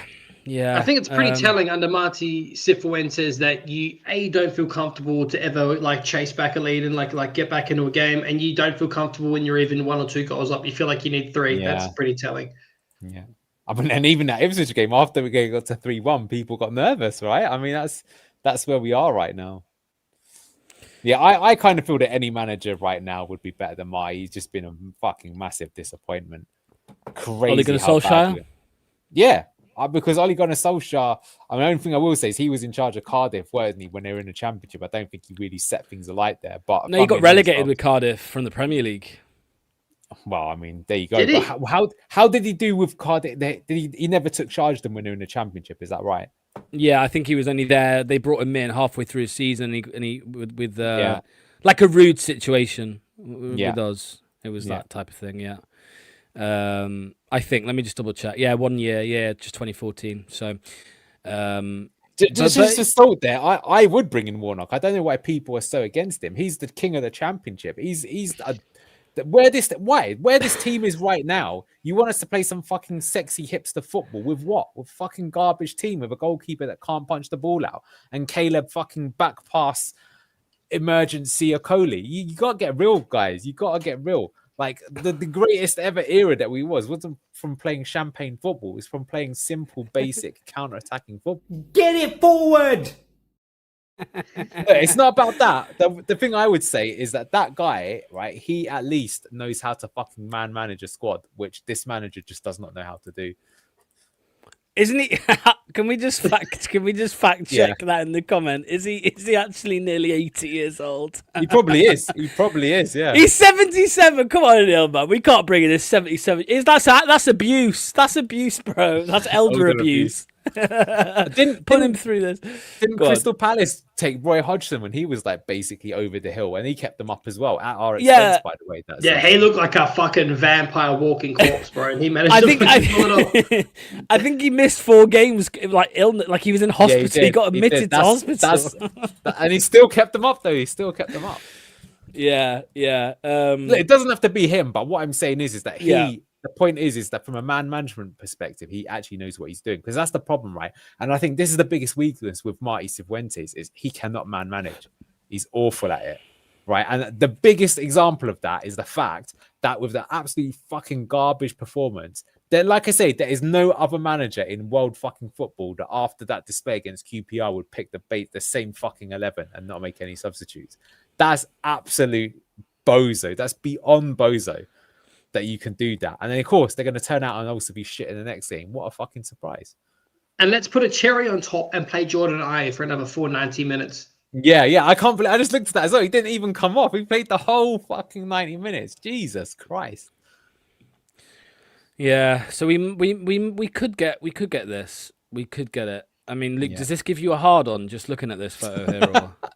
If you're gonna have to change the graphic now to that absolute ridiculous fucking 2-knot double scarf tied what's left of his fucking brain cells in his brain for those tactics, that needs to be the new thumbnail. That was absolute donkey poo. Yeah. Millwall, mate, why are you spamming shit? Don't do that again. I'm not gonna block you yet, but please don't do it again.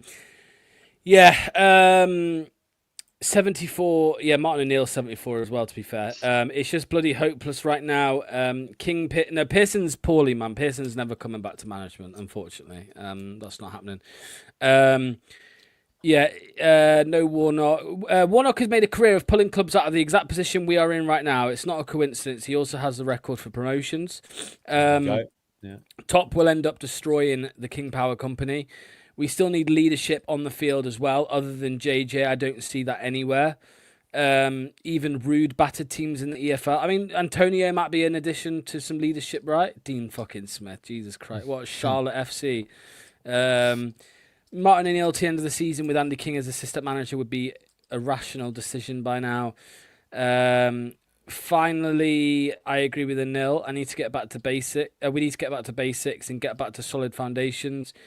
Having Marty is like having to take a blue pill to pleasure your wife, and you still come. Oh my god, for fuck's sake!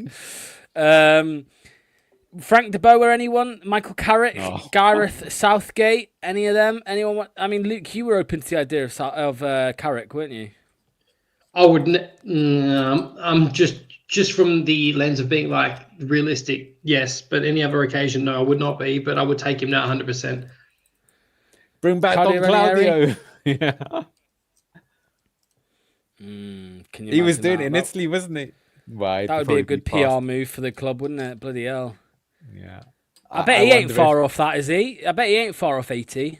I think he's 74. Past 80. Yeah. Oh, I believe I was younger then. I thought he was older, yeah. This Instagram post from Steffi Mavroidis looking dumber and dumber by the fucking day when he said we're going to have some fun this season with the popcorn. 4-4-2 says Paul. Back to basics. Do you want to say that in an English accent, Luke? Do you want to say this comment here? 4-4-2. Get it forward. Stop pissing about, passing out the back. You fucking Burke. There you go. Who cares who we get in? Anyone is better than this. We did say that about Cooper, and we got rude. So just a word of warning. Maybe get it forward.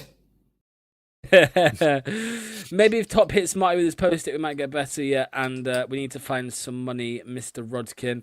The players are having fun. We certainly aren't. Yeah. Right, I think we're going to end it there. Thank you to everybody for joining us on the live chat today. It's been very much appreciated. Yeah, this is true as well. But Dyche was never going to come, I don't think. I think he was waiting for a Premier League job, and he got it. He got it indeed. So, yeah. But yeah, I'm going to say this. I'll say thanks to everybody over the Christmas period for joining us. Very much appreciated. Obviously, the Christmas stream and today, and we've got some exciting tomorrow. So, tomorrow at 12 p.m. 12 p.m. tomorrow. Wait, no, it's not tomorrow, is it? Yeah, it is tomorrow. Is tomorrow Saturday? No. Correct. Tomorrow's Friday. No, tomorrow's Saturday. Yeah. You're right. We're in I'm that sacked. weird period. Yeah, I'm sacked. You're right. It is tomorrow. Yeah. Tomorrow at 12 p.m. it is the return of the scouting report, which I am very much excited for. So we will be back with the scouting report. Now the chances are, as we all know, we probably can't sign anybody in January, can we? We should all just have Mikel Antonio as our picks. But no, we are going to be back with the scatter report. That is for sure. 12 o'clock, and we've got quite a few picks to go through. So yeah, join us for that one because I'm looking forward to it. 12 o'clock, nice early stream on BTG. Josh Kinley, fuck off. Anyway. Again, thanks. Hope you all had a good Christmas. Ruined by Leicester, of course. Thanks to Anil. Thanks to Luke. Thanks to Steve. Thanks to Imran as well for sending in a video. And yeah, we'll see you tomorrow at 12 o'clock. But of course, if there is a sacking, we will be live at any time of day. Don't care what time it is. We will be back to do the emergency stream. So cheers all. Take care. See you tomorrow at 12 o'clock. Bye-bye. No more 200 grand, but our new sponsors, The Beautiful Frame, have smashed it with this Jamie Vardy piece. It's unreal. They're a local Leicester business as well, which makes it even better. And not just City, they do prints for other clubs as well. So it's perfect if you are stuck for a birthday or Christmas present for one of your friends or family. Now, the best bit, they have sorted BTG viewers out with a discount. Just use BTG12 at checkout for money off. BTG12. Grab yours now at thebeautifulframe.com. The link is down below.